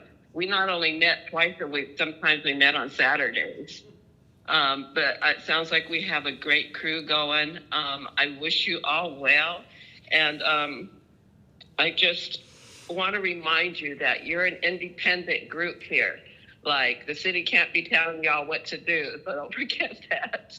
And I look forward to coming there in person. I'm just really sick right now, and I'll be here for any kind of support you need as far as the wisdom I carry with my lived experience. And there's a lot there that you can utilize. So please feel free to reach out to me. And and take care of yourselves at the same time. That's going to be important. All right, thank you. Thank you, Charlie. Thank you, Charlie, and hope you feel better very soon. And that concludes our public comment. So thank you, everybody who got up and spoke tonight. And then I guess I'll turn it back over. And Kyle, you had your hand raised at some point, but it was addressed, right? Okay, I'm sorry. So you guys can give me direction on how you want public comment to go in the future, or any feedback on this type of work. Love to hear that. So, Dina. I thought public comment was great. I really appreciate hearing from everyone, from the people who are on the other advisory boards, including the ones from the past that led us to be here. I'm so grateful for your work and for your trust in us, especially from the community, the council members, everyone. And I thought public comment went really well. I think it went well. I would just say again, yeah, I don't think that we can be responding to public comment in live time. It is a time just for public comment, and then we can speak after. Sorry. Probably finding a better timer would be good. Not your fault at all. No, it is absolutely my fault. I'm terrible at this timing. This is our first time. It's okay. I'll let other people comment on public comment as well, but I do want to move also after that to cadence. I think that is what was brought up constantly and something we really need to talk about. I don't know if I should wait for other people to comment on public comment, but I do have things to say about cadence. Can I offer something? You all do have the ability to talk to folks when they're providing public comment, right? If someone's presenting information to you and you have questions or you want to give feedback, you are welcome to do that. Thank you, Tracy. Sorry I misspoke, y'all. Yeah, Corinne.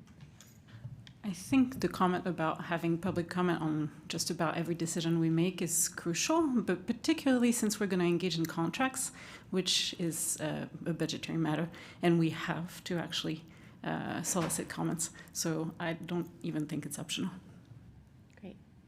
Okay. Oh, Tim, and then we'll go ahead to talk about cadence next. Just wanted to agree that seeing the wealth of knowledge in this room is really impressive, and I didn't expect to see all of you here. I didn't know what I was expecting to see here, to be honest, but to see all of you here who are formally involved in these systems and processes really heartwarming that you're willing to offer your guidance.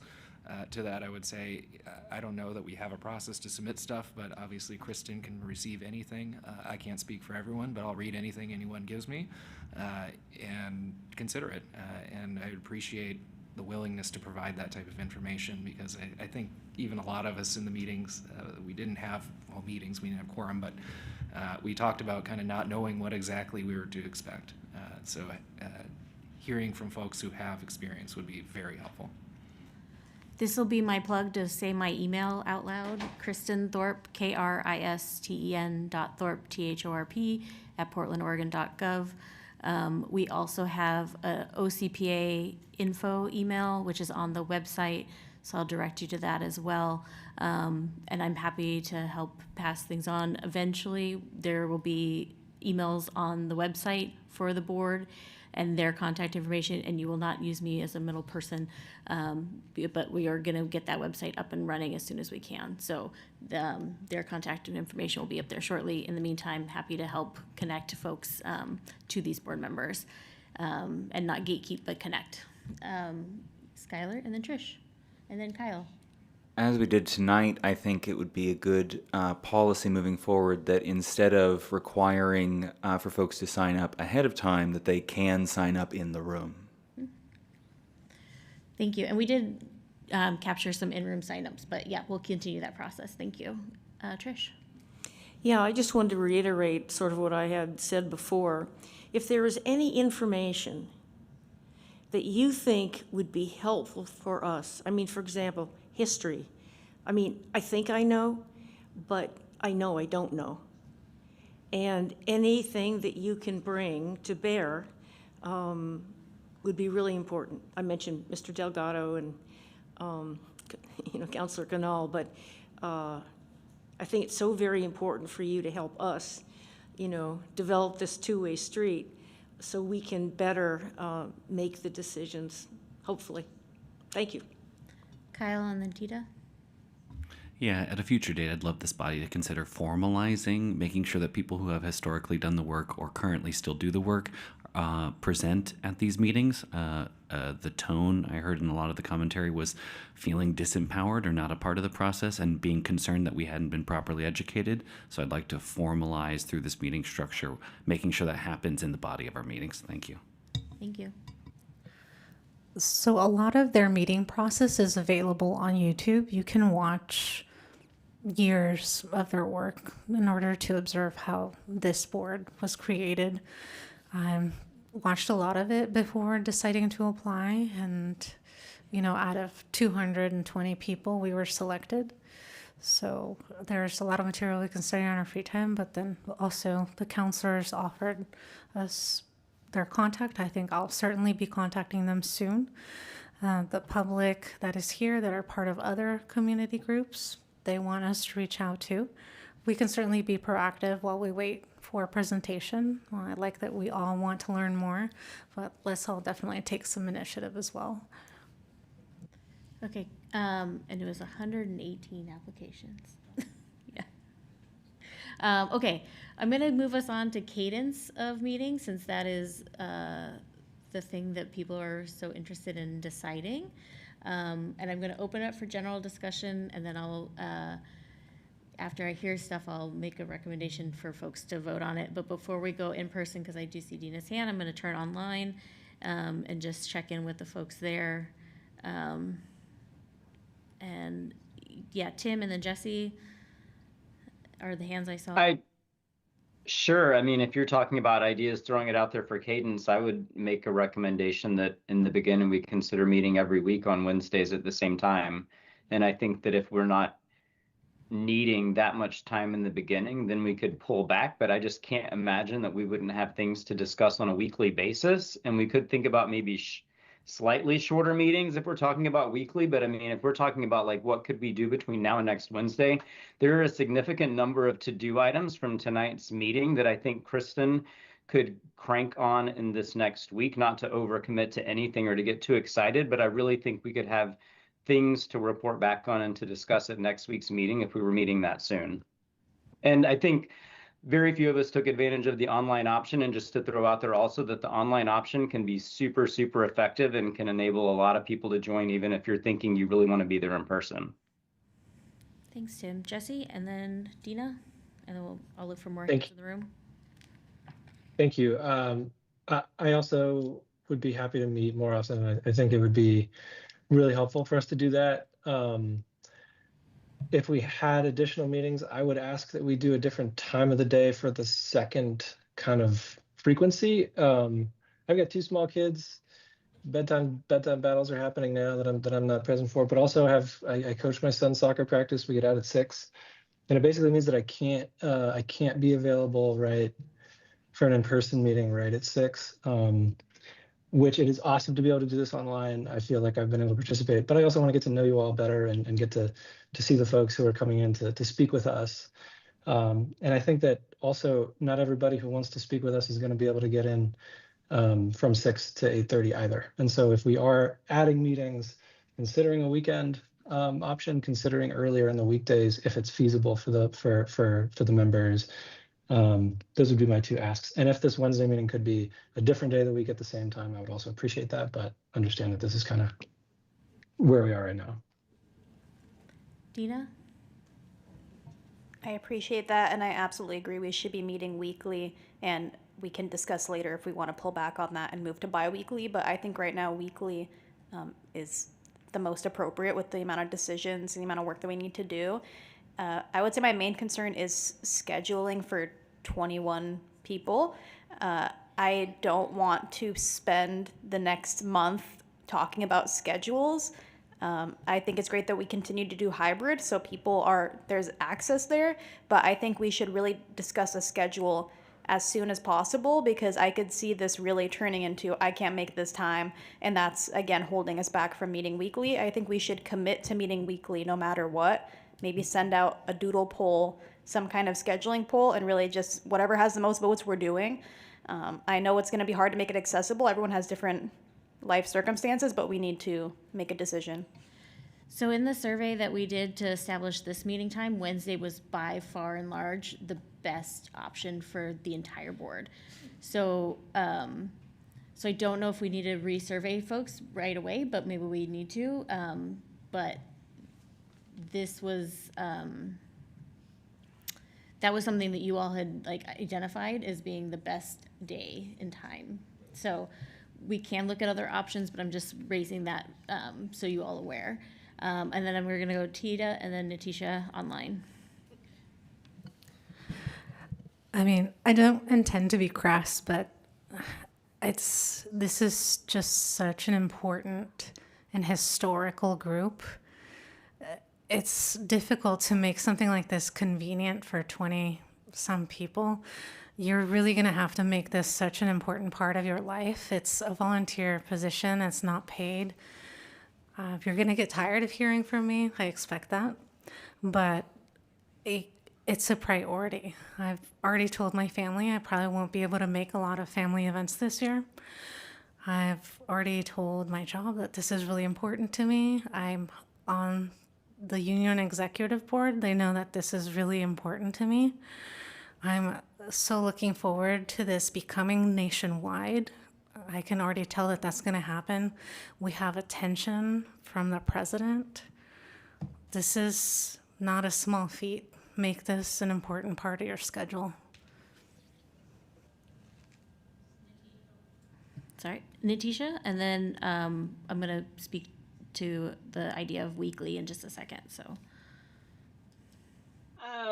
I hear everything everybody's saying. I kind of relate a little bit more with Jesse. I do have a 6-year-old that has a ton of events that he does during the week. I'm also another board member of an HOA, and I hold a very large portfolio in affordable housing. So I am very constrained with time. Sadly, in my entire house, I have to calendar everything. So Wednesdays work best for me. I would say, if we're going to do it weekly, we do it on Wednesdays. It's very tough with the amount of people that we have. Late times are hard for me. So if we can do it a little earlier, that would be great. I will make it work. But I just wanted to kind of throw that out there. Hopefully we can move to a bi-weekly. That would be better for me, but weekly's okay for now. Thank you. and the comment I just wanted to make real quick about meeting weekly versus biweekly or a cadence that alternates is City Council meets on the third Wednesday of the month in the evenings. And so that would impact our tech support, open signal, and the like. And so while I applaud everybody's enthusiasm, I think meeting every week could be challenging, knowing that it would deplete resources for this meeting and for the board. And so I would not necessarily recommend that at this time. But my recommendation would be, because I've heard it from other folks, is maybe meeting on the second and fourth Wednesday, or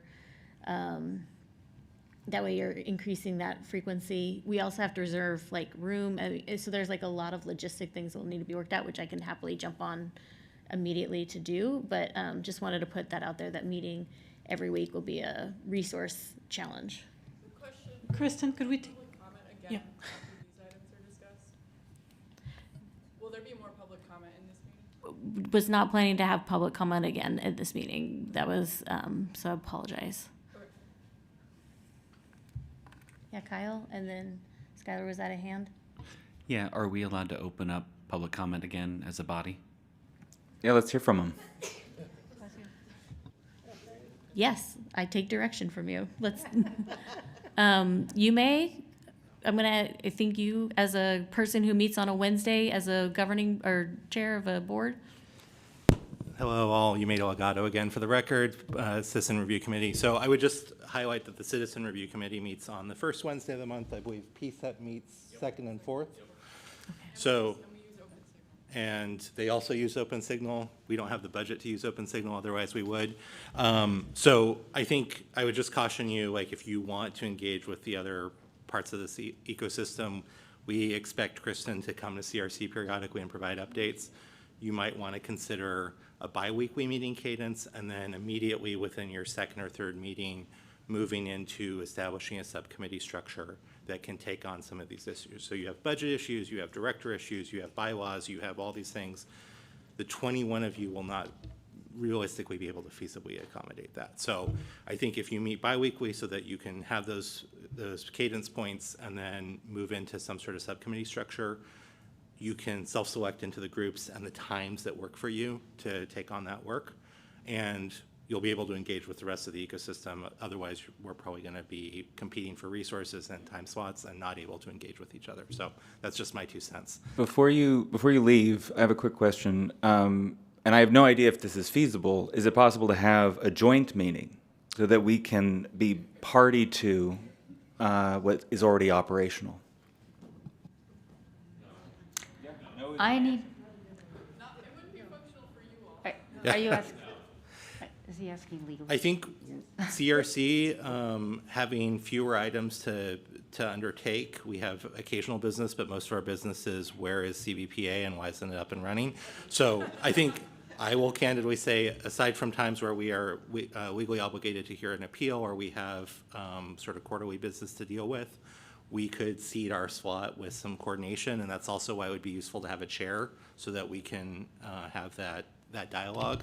So I think we can probably make the first Wednesday available to you most months. I would say that the first Wednesday of March and April are already spoken for, but after that point, we could definitely work out a cadence that maintains our compliance with the DOJ settlement while working with y'all. So let's have a conversation about the first Wednesday if that's the time slot that you want. But I think, candidly, if you're trying to get 21 people to meet weekly and then probably take on subcommittee meetings, you will burn out. And also Kristen will burn out, and you may actually use all of your budget. So I would just encourage you to think about some creative scheduling, and you can figure out what works for people's schedules. I'm already hearing that meeting every Wednesday is not going to work for this body. So, all right, thank you. I'm gonna Heidi wanted to jump in real quick and provide some guidance. I just want to, if you're considering meeting with another body, just you being a governing body and these other bodies are not governing bodies, they're in a different role, and just trying to figure out how that would work. So we just need to be thoughtful about how that would work. Thinking similarly, like if city council met along with county board, it would just be an interesting thing, and I'd need to think through legally if there were issues for you, get back to you. I think it's a great idea, but I don't know. I just need to check legally how it would work with two different systems, so. Is there any other public comment about meeting cadence?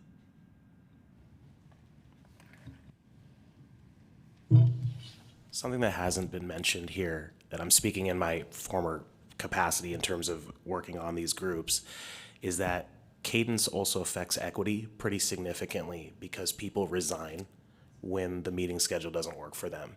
So it's really important that your leadership, once you have that, but your staff in the meantime, are balancing those 2 points so that you are not losing people who have kids, people in a certain age range, people who are single parents versus people who have multiple partners that can take care of the kids. All those things are really important, and you don't have a lot of alternates right now.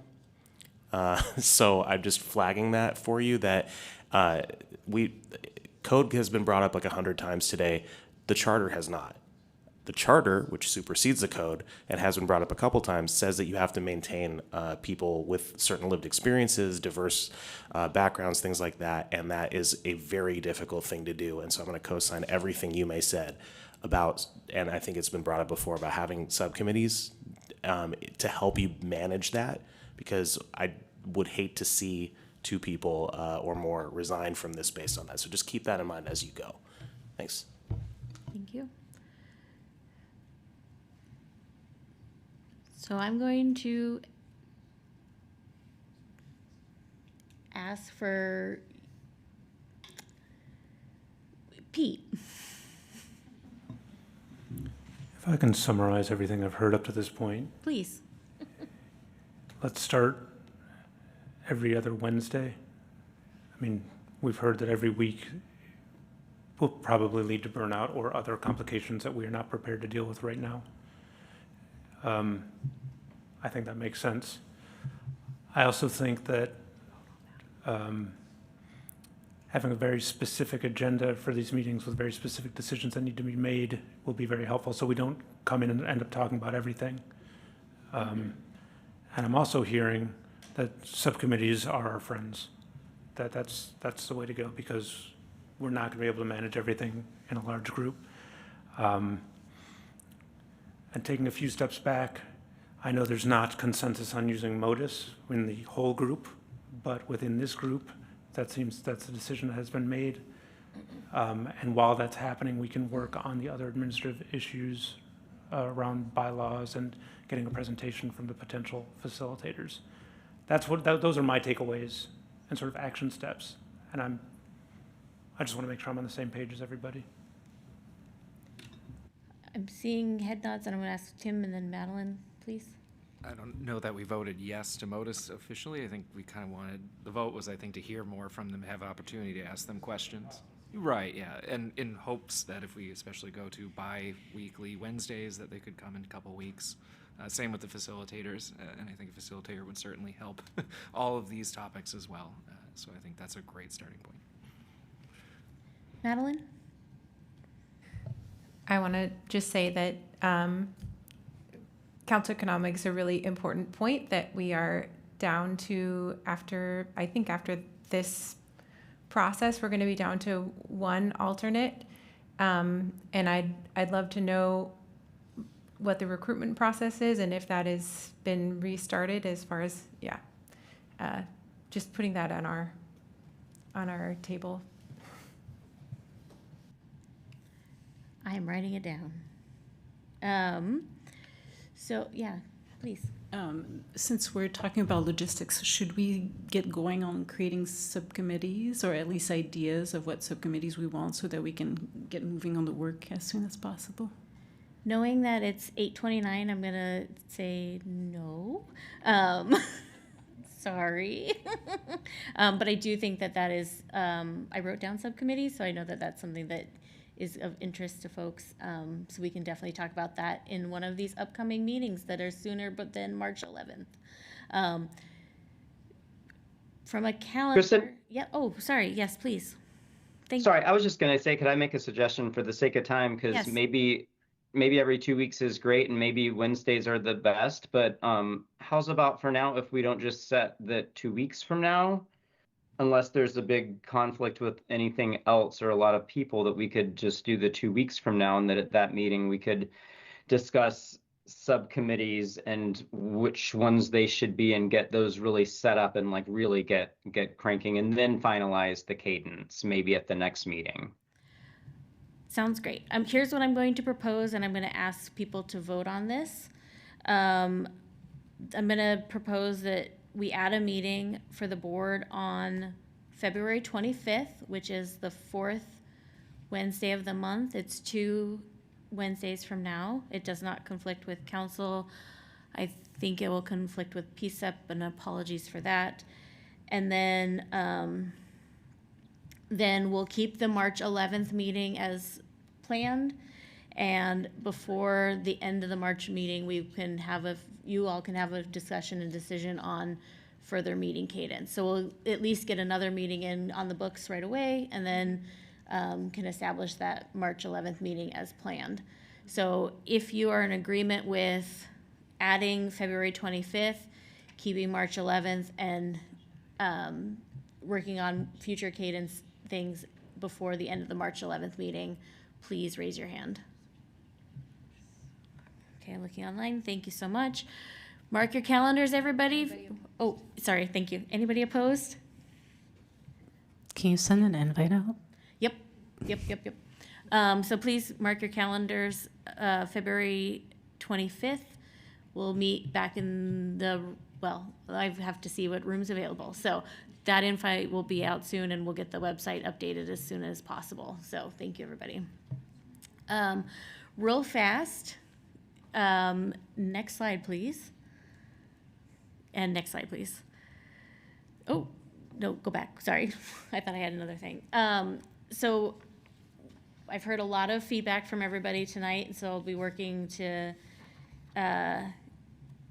gather agenda items, including inviting Modus, inviting Tori, those types of, inviting the other facilitator whose name is escaping me right now. Apologies.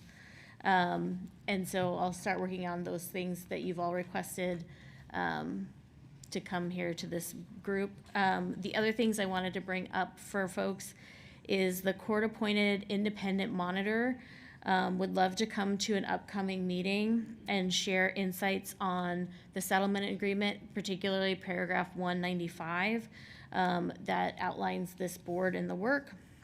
They also have recommendations for best practices for implementation.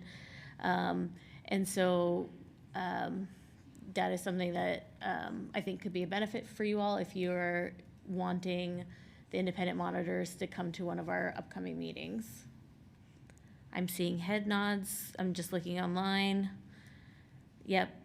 Okay, thank you very much. The OIR group is a group that has a contract with the city.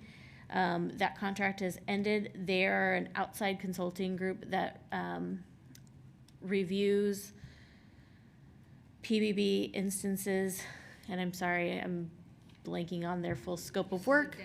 This is for deadly force. Thank you, Heidi, and thank you, May, too. I heard your name. But they review deadly force cases and provide independent oversight. And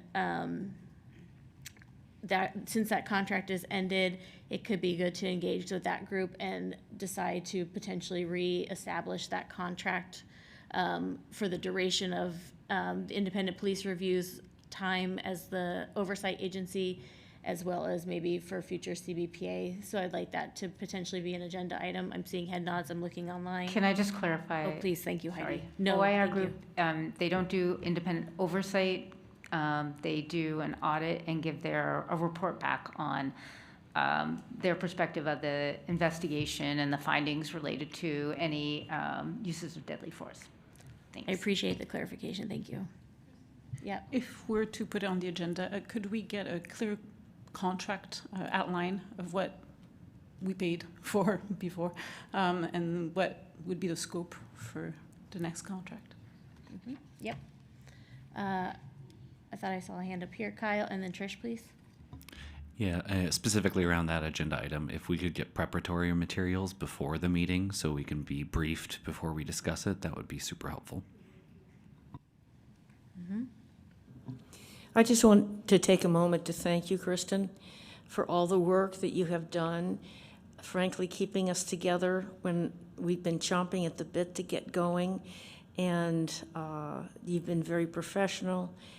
I personally appreciate your availability. I look forward to working with you. I don't think I'm the only one here who feels that way. So thank you so very much. Thank you. Just two more things. Would you like the materials via email? Would you like a hard copy? I agree, I would like preparatory materials. Two, I would like to keep Kristen on permanently. You know, she is only with us until June, so think about that. Let's make it work. Thank you. The OCP director is the only person that gets to make staffing decisions for the OCPA, so just putting that out there. Okay, thank you. And then the next thing to add as a kind of future topic, even though investigations are far in the future, getting access, you all have direct access to police files, and one of the ways that that can happen is by having a LEDS terminal and having the staff have access to a LEDS terminal, which stands for, Heidi, can you remind me?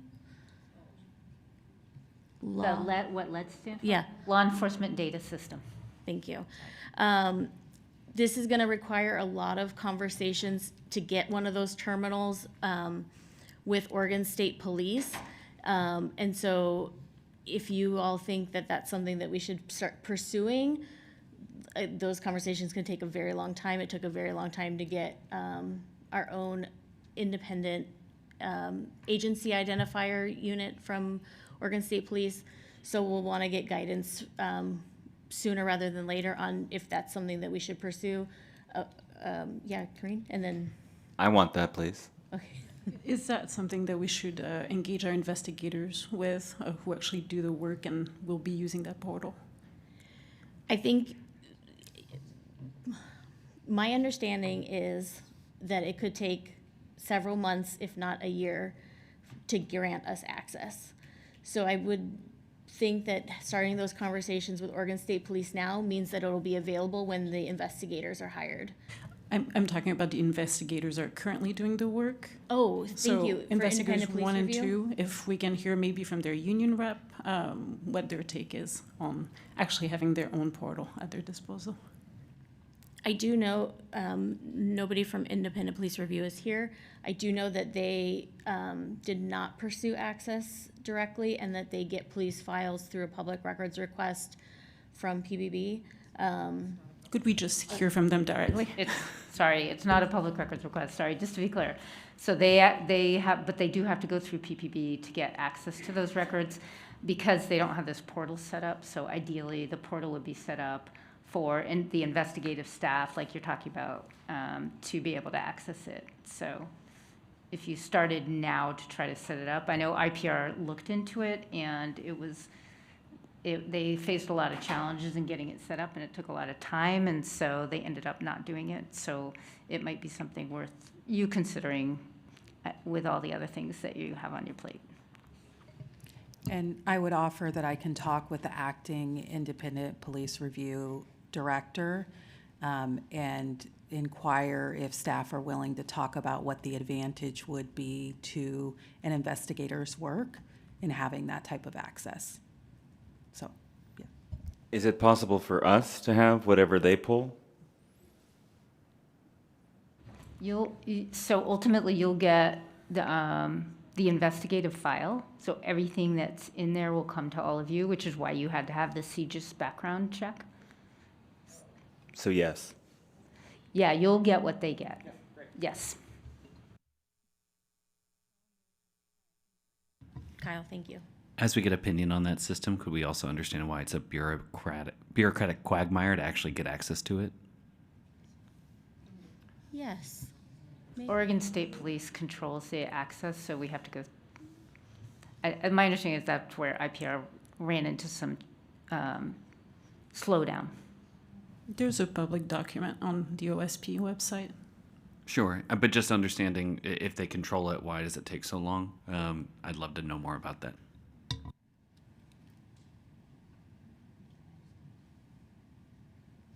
Okay. Are there any other agenda items other than things that have already been said that I've written down that may be being said for the first time that you want? Yes, please. I would like to lift up a comment that Philip from CupWatch mentioned. Independent counsel seems to be a really important and crucial part of our work to avoid conflict of interest and to make sure that, just like the PAC recommended, and they worked diligently for 2 years, we should have independent counsel. Other offices have access to it on the books. IPR does. The auditor's office does. So it seems like keeping our work autonomous matters. Yeah, Benedict. I think the one thing I would put on the agenda for next time, even if we still haven't agreed on any governing structure, an agenda item is delegating to some committees. And so maybe this could be early on. And so if we agree that we are okay with doing that, then we can solve other agenda items by saying, let's form a committee and delegate it to it. Okay. Shelley, was that a hand? No, okay. All right, Pete, yes? It's more of a question for the public, but for those of you who said you were available and willing to share information and time and history and context, I was just wondering if you could share your contact information with Kristen so we could reach out. Yep. Thank you, Pete. I appreciate that. And then I'm going to look online real quick in case there's any other folks that have things. I'm seeing heads, no. Okay, great.